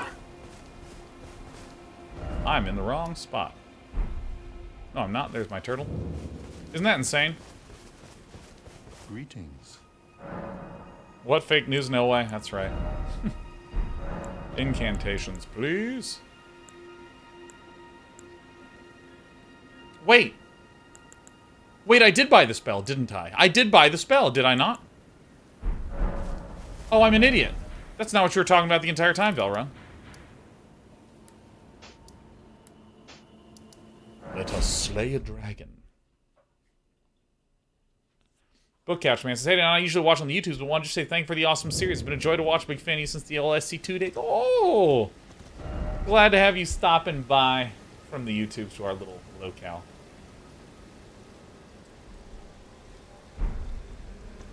Alright, wait a minute. So, if I... Where's my fucking spells? Way to fuck some spells. Memorize spell. Yeah, no, we've memorized. Look, heals HP over a period of time. That's fucking sick, dude. Oh, I need to, like, get big. How many souls do I have? 32,000? I think that might be enough.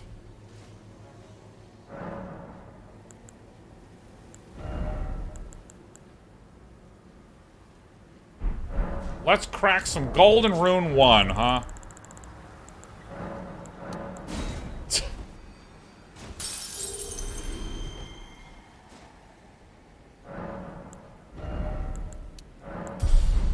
Dude, I'm all in on endurance. I just want to hold more stuff and be bigger. I want to be so big. Look at this. Look at these 10.8 Greaves. Next thing, strength, so I can get that huge fucking heal. And what is my status? I think I'm at 15 and 15 faith, excuse me. Fuck yeah, man. We're going to get to 17. We're going to be able to cast one thing. Alright, so I think that I want to be able to wear this Godslayer's seal. And we're still at medium load. Fuck yeah. Alright, so let's get this. Cleanse me.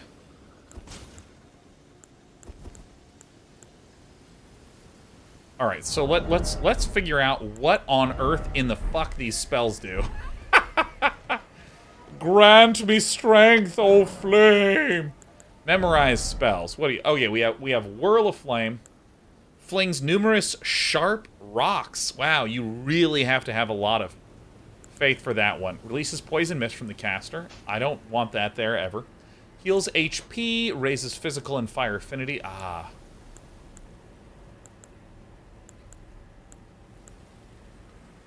Alleviates and cures. Yeah, so that's good. So you know what? Let's try Bestial Sling, and let's actually flask it.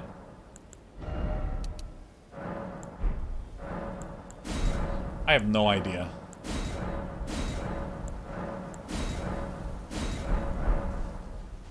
All right, dude. Let's do some magic. Are you ready, baby?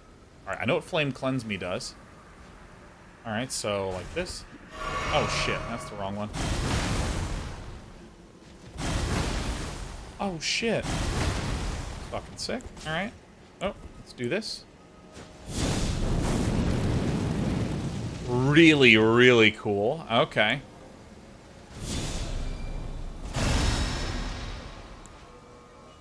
And that's it.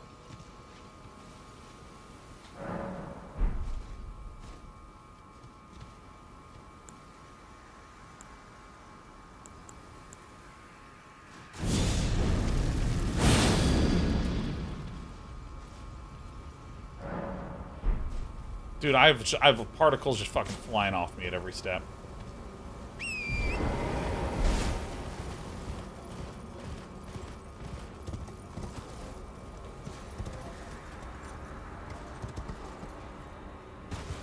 Where is he?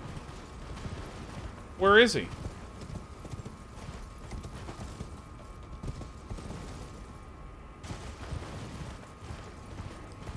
Dodge this, you bastard!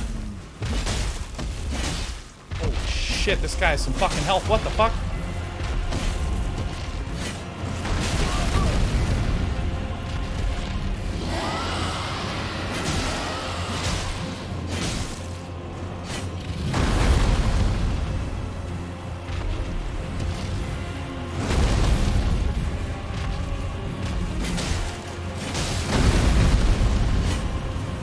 Fuck you, come here.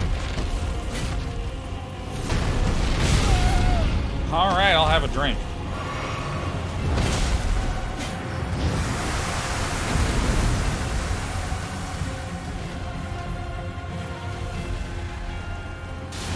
Come here. Oh, it fell. Oh, this is how we win. This is the game.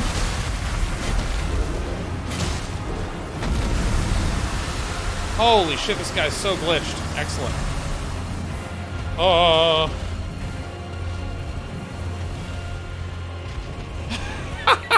It's like my dog trying to get on the sofa. He's just like doesn't know where his foot goes. Oh, fuck me, man. Okay.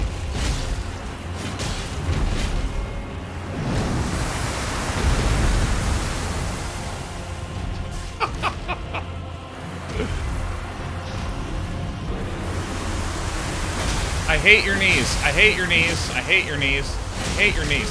Ow. Holy shit. Drink.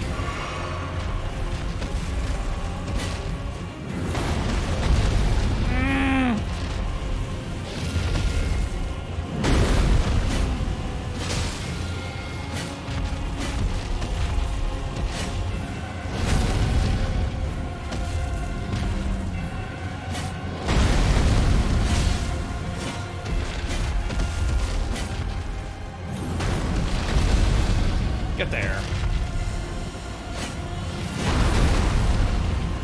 Stab him.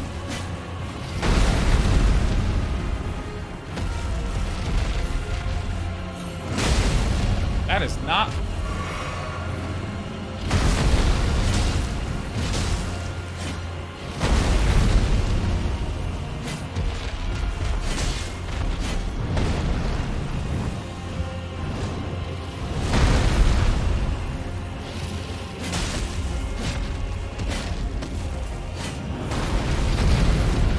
Only need one hop. Need another hop.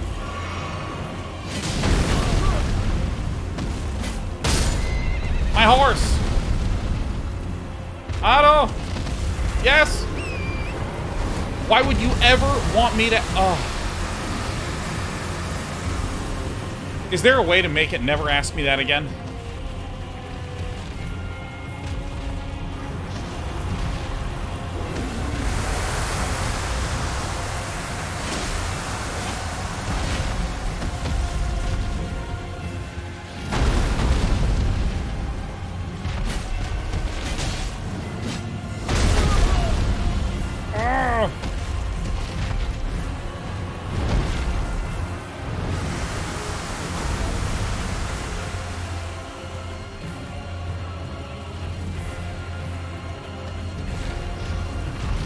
Nice.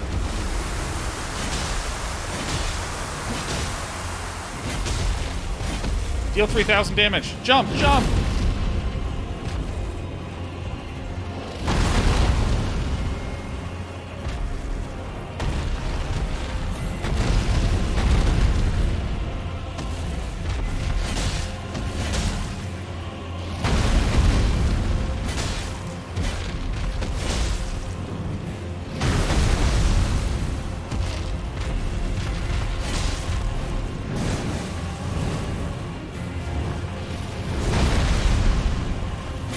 Please do bleed damage, please.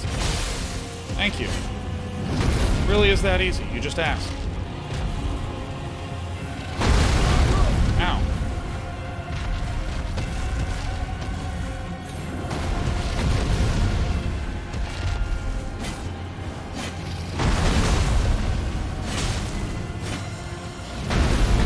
You ever stub your toe so hard you can't walk anymore? Well, I am that chair that you stub your toe against. That's me in this game. Stubbing toe souls.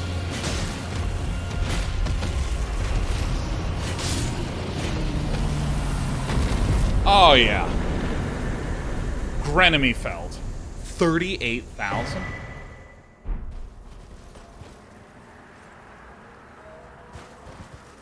A new draconic power, a new draconic power, a new draconic power. I would say one-shot plot, but we died to that dragon a lot.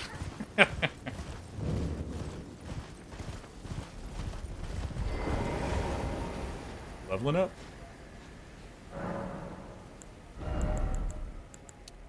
One of these days I'm going to get to Faith 17. I'm going to empower my weapon. I don't even know how long that shit lasts, but by God, I'm going to do it. What bosses have we done? We did the poison area. You know what? Let's start setting our sights going this way. Politely asks, could we please tell you about the horse fighting mechanic? What horse fighting mechanic is that? I bet you're going to tell me that if I hit left trigger, you swing on the left side. And you're going to find out that I already knew that. Isn't that terrifying?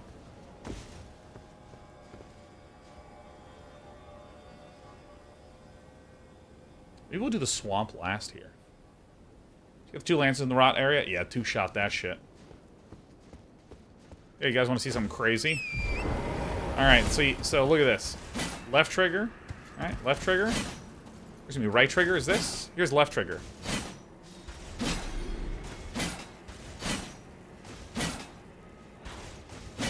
Huh? Bet you didn't know that shit, huh? I learned that because I accidentally hit the button and went, oh. Oh. Oh, alright. Okay, that makes sense. So, actually, weirdly, I've been in this area. I've been in this area due to... This horse sucks. Fuck. Goodbye, everyone. Ho, ho, ho. Hold down R2.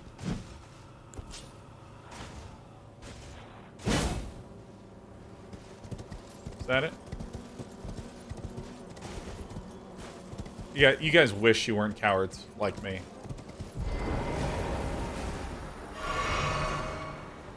It's hard to be this powerful. I mean, I only learned it because I, like, put the controller down, and then when I'm picking the controller up, you'll see me do all sorts of misclicks. Oh my god, look at my aim! I am truly a cool, sick badass.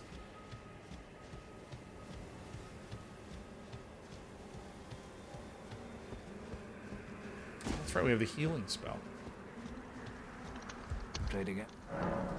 Trade again. No, trade again. Trade again. Trade again.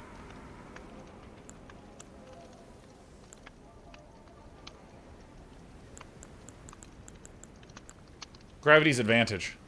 Did you know gravity is stronger than most creatures?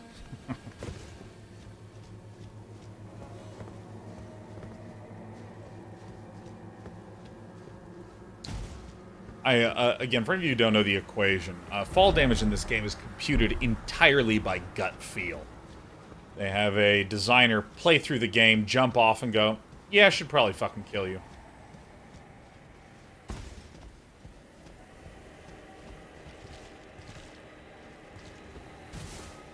I think I'll do the swamp itself last. I like that.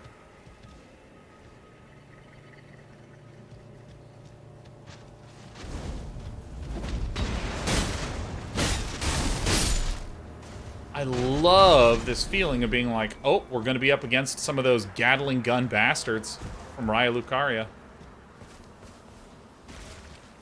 I realized there was a Ash I wanted to try. I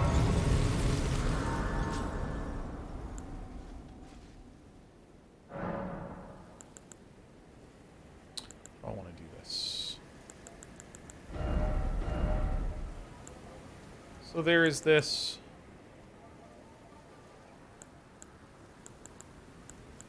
So here's all these ones that I have.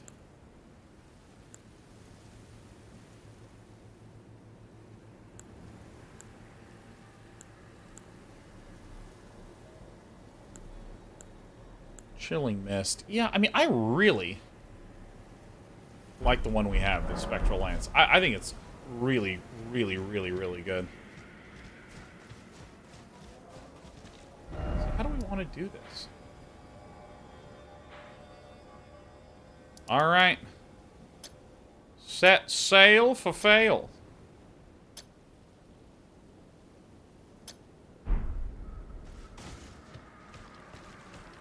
So we could head towards that. Actually, who are these? Who are these little clowns, huh?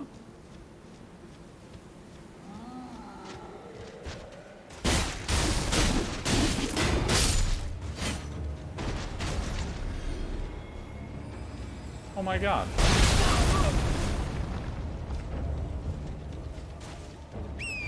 I can't believe it. I'm gonna...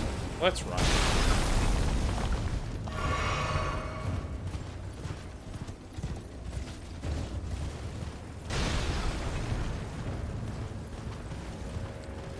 Take a right at the skull. Holy shit, is this the cliff?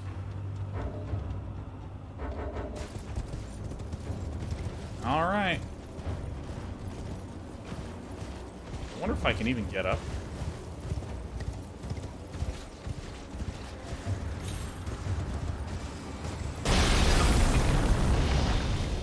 Ah. Hurting my horse, but not me.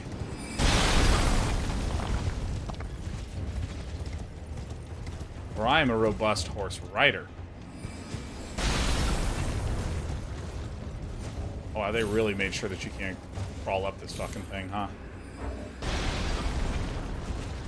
Wow, so actually, I guess I need to go through that area, huh?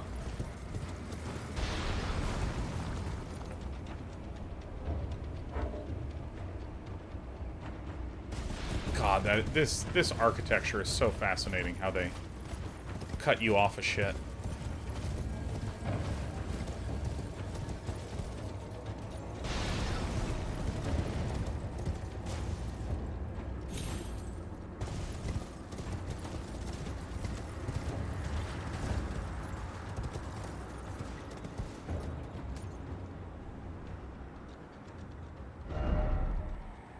I don't even know if there's a way to go here.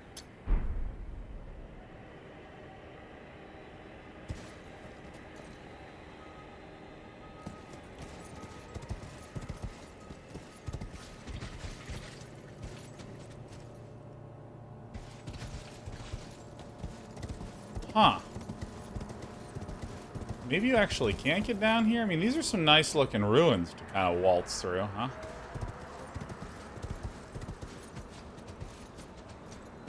Yeah, I mean, even I know I can't make that. But does my horse know that?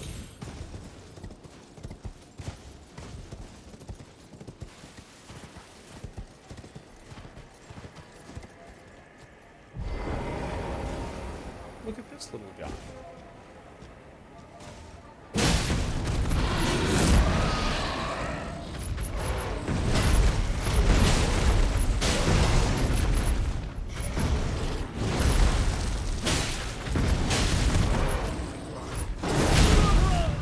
Alright, missed time to roll.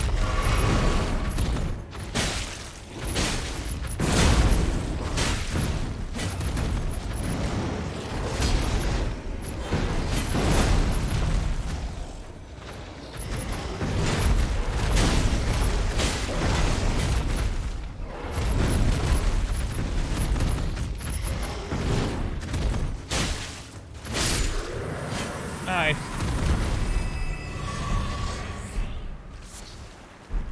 Ooh, we got an old fang. That upgrades your damage in Tunic.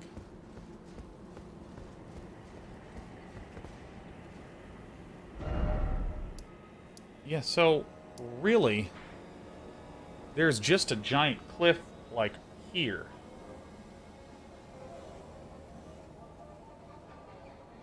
It's actually... Oh, that's the rampart. Oh, and it comes out of the fucking rampart. Okay. Alright. Well.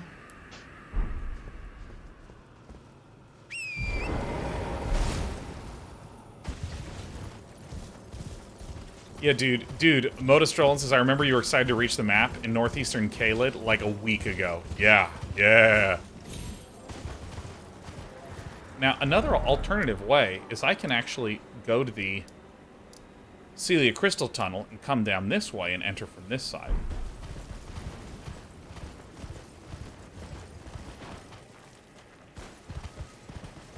I already saw that.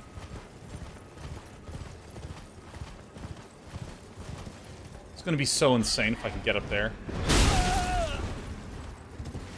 Okay.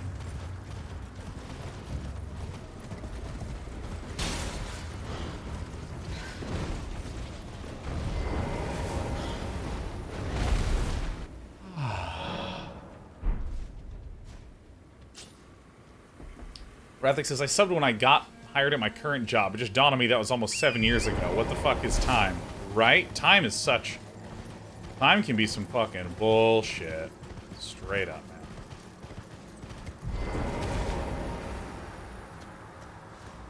It's good to have had you for 7 years, Rathic. 7 long and beautiful years.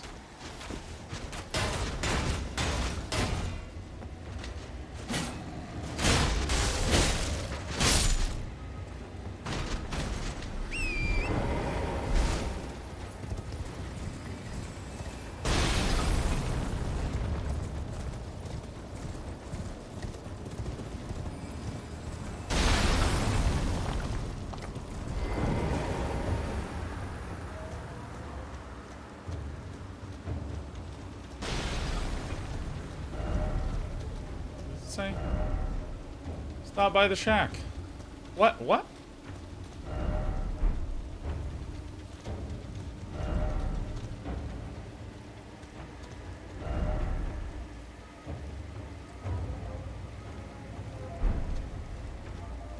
Alright, no way I can see up to that shit.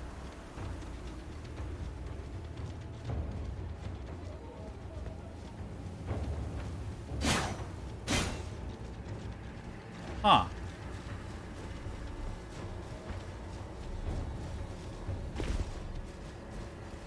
So, I kind of just ran through that area. I mean, I can't even believe that we're over here. There's the shack. It was far less challenging than I thought it would be.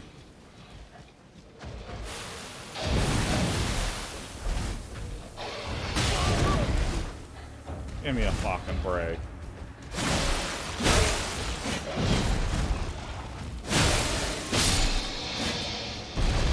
Rawr.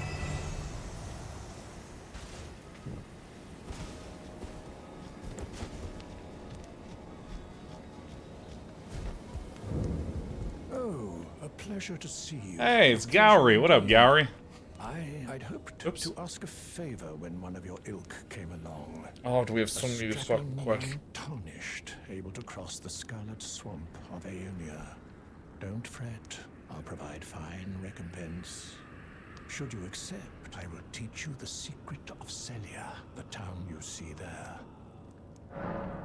Ah, then I need your help to heal a certain young girl. Yeah. Her Hey. name is Millicent.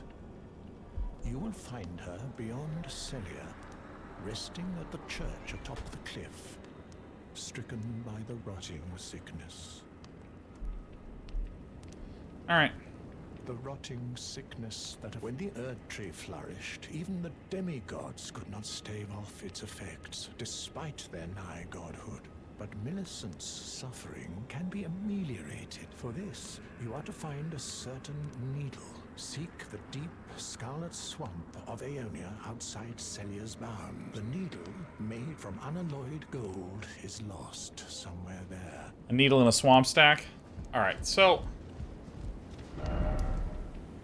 we have this Sage Gowry here. Let me see if there is but a single save point.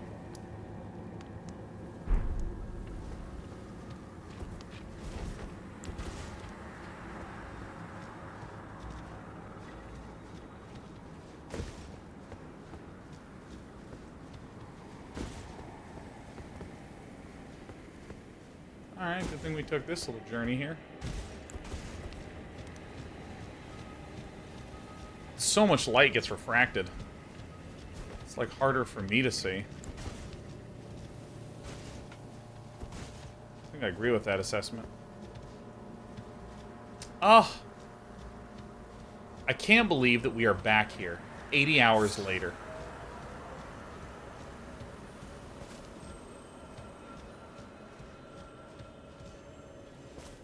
I ain't going anywhere near that.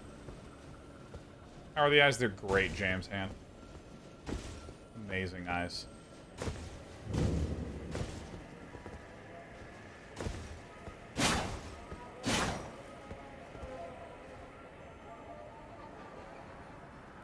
Town of Sorcery kind of ate shit here, huh?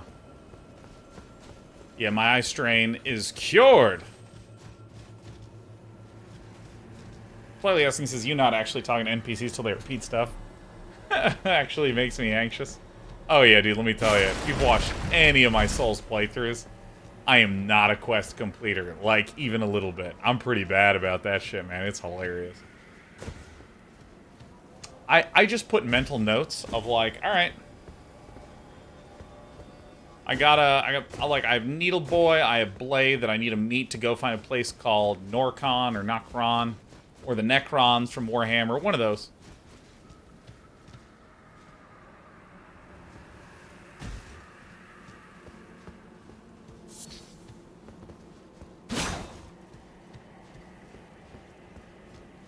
So, I mean,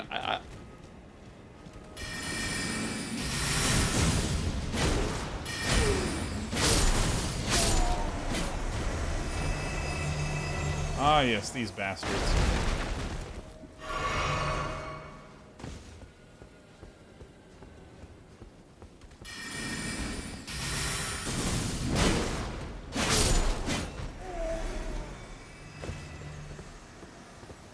All right.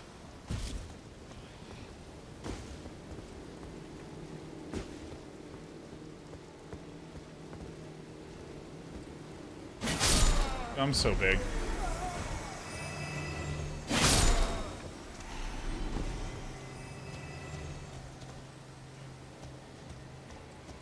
Is that a save point? Dude, I'm just gonna save and end.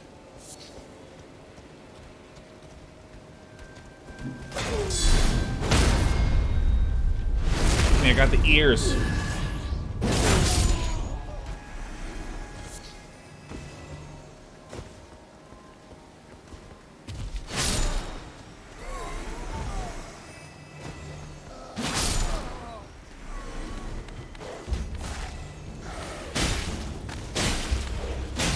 Light dog.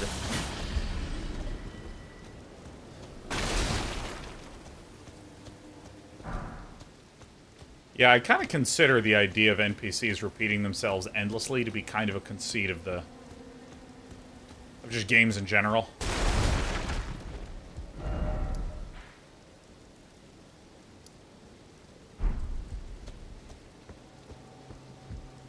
Boy, but there's some goodies in here.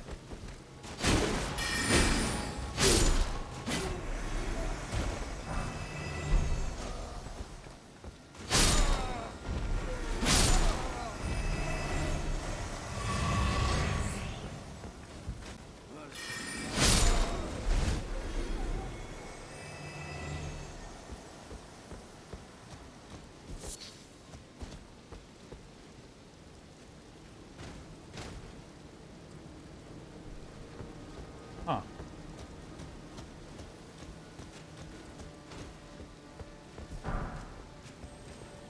Hell yes, fruit baby.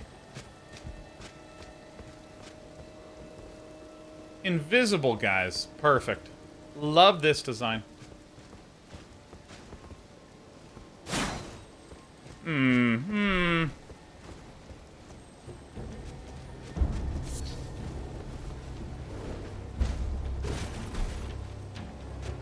I see.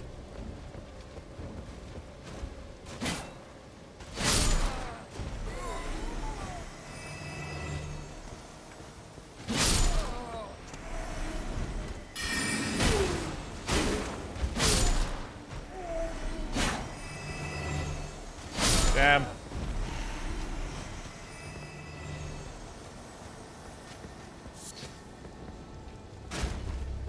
Oh shit, yeah. One of you little turds.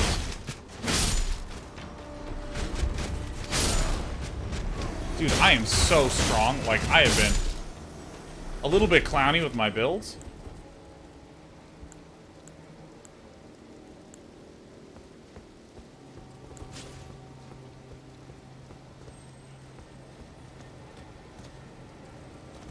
So let's see here. So let's actually explore up within the bounds. Nope, nope, fuck it, I'm going there.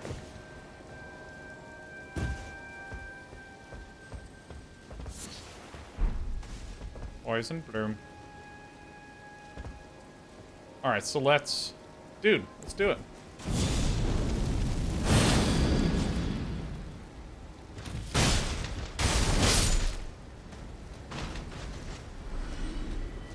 I don't feel like I learned anything at all.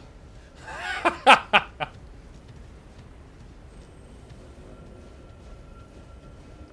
see how much damage this does.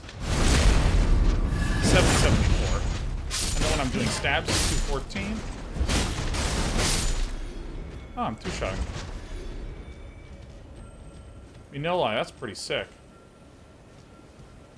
Dude, the post-processing effects in this game are just spectacular. Is that the first time I've ever drank one of those?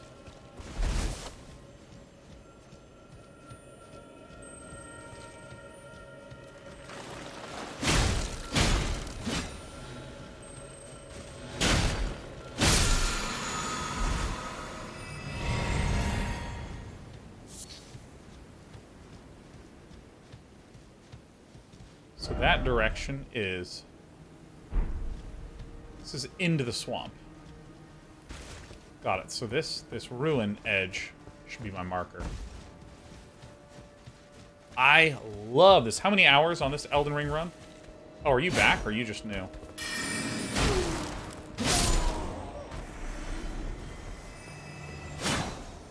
How many hours? I think we're at 75.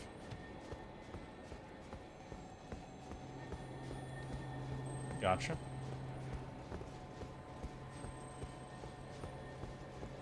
We got raided? Who raided us? What happened? We got raided? Voxy raided? Voxy! Oh my god, raided. I didn't notice. I was busy being the most powerful Elden Ring player of all.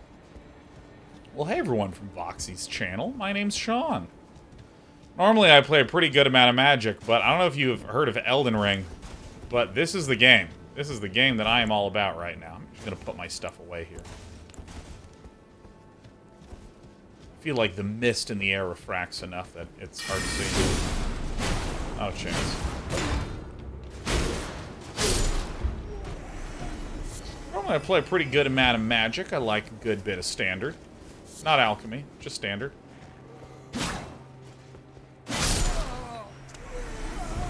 And,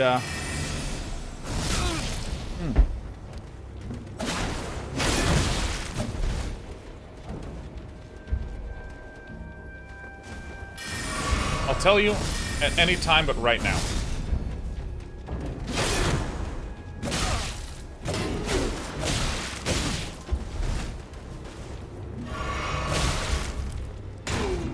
If I can just get you on the same side.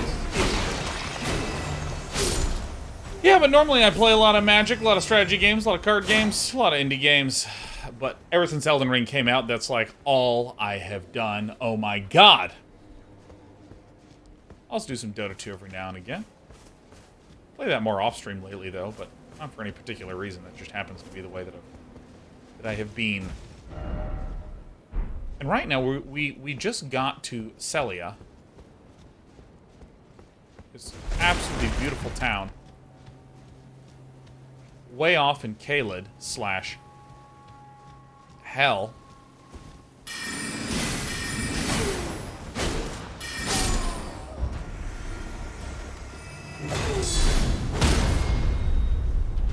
I love my cross Naginata. Super slick, super sick, super hot, super hot. So right now we're kind of looking for a save point because I gotta go to bed. And if I need to go to bed in like 3-4 hours, I gotta eat. If I want to eat, I really gotta clean my room.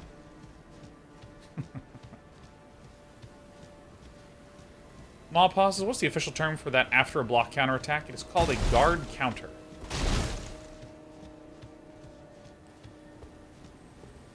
But yeah, Voxy just raided us. And for any who are unfamiliar with Voxy, Voxy streams a lot of...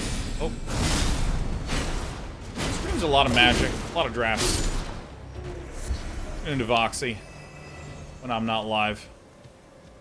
I don't know, Voxy, if you've played very much Neon Dynasty drafts, but I've been really eager to try that out.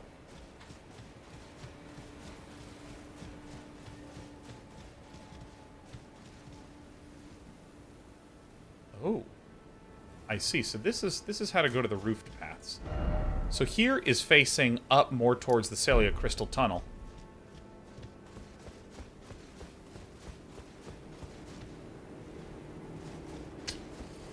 How do we want to do this?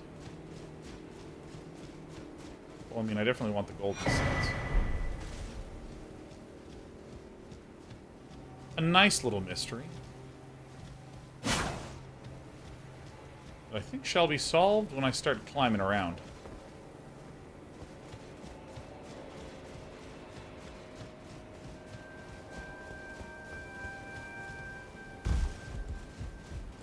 One thing that's really great is, I think some of you may have seen me discover, through the help of 6.5, this absolutely insanely hard to locate dungeon. And I think part of the way that you can actually make that occur is by introducing things like this. Right? Where I'm able to get to the rooftops due to a really obvious branch. Which then might make you go, hey, maybe I should be looking for some other branches, you know?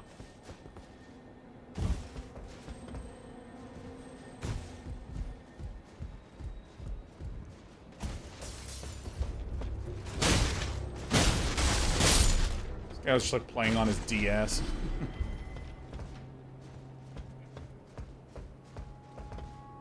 Things are really cleared up here.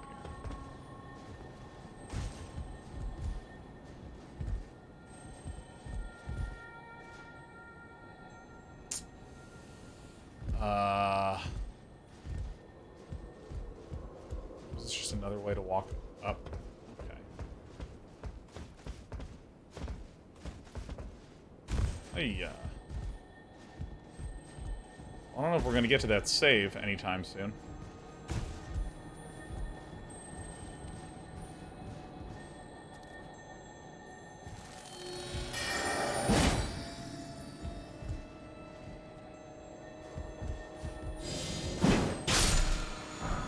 Hey! Alright. Well, what do you know? We found where our story ends. Shh. Well, I want that. I want that quite badly. Oh, look at that. Look at this.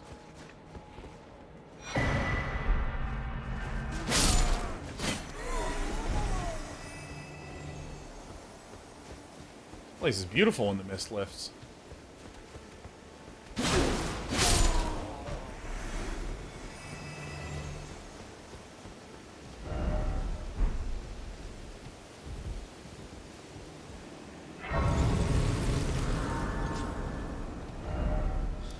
Oh, dude.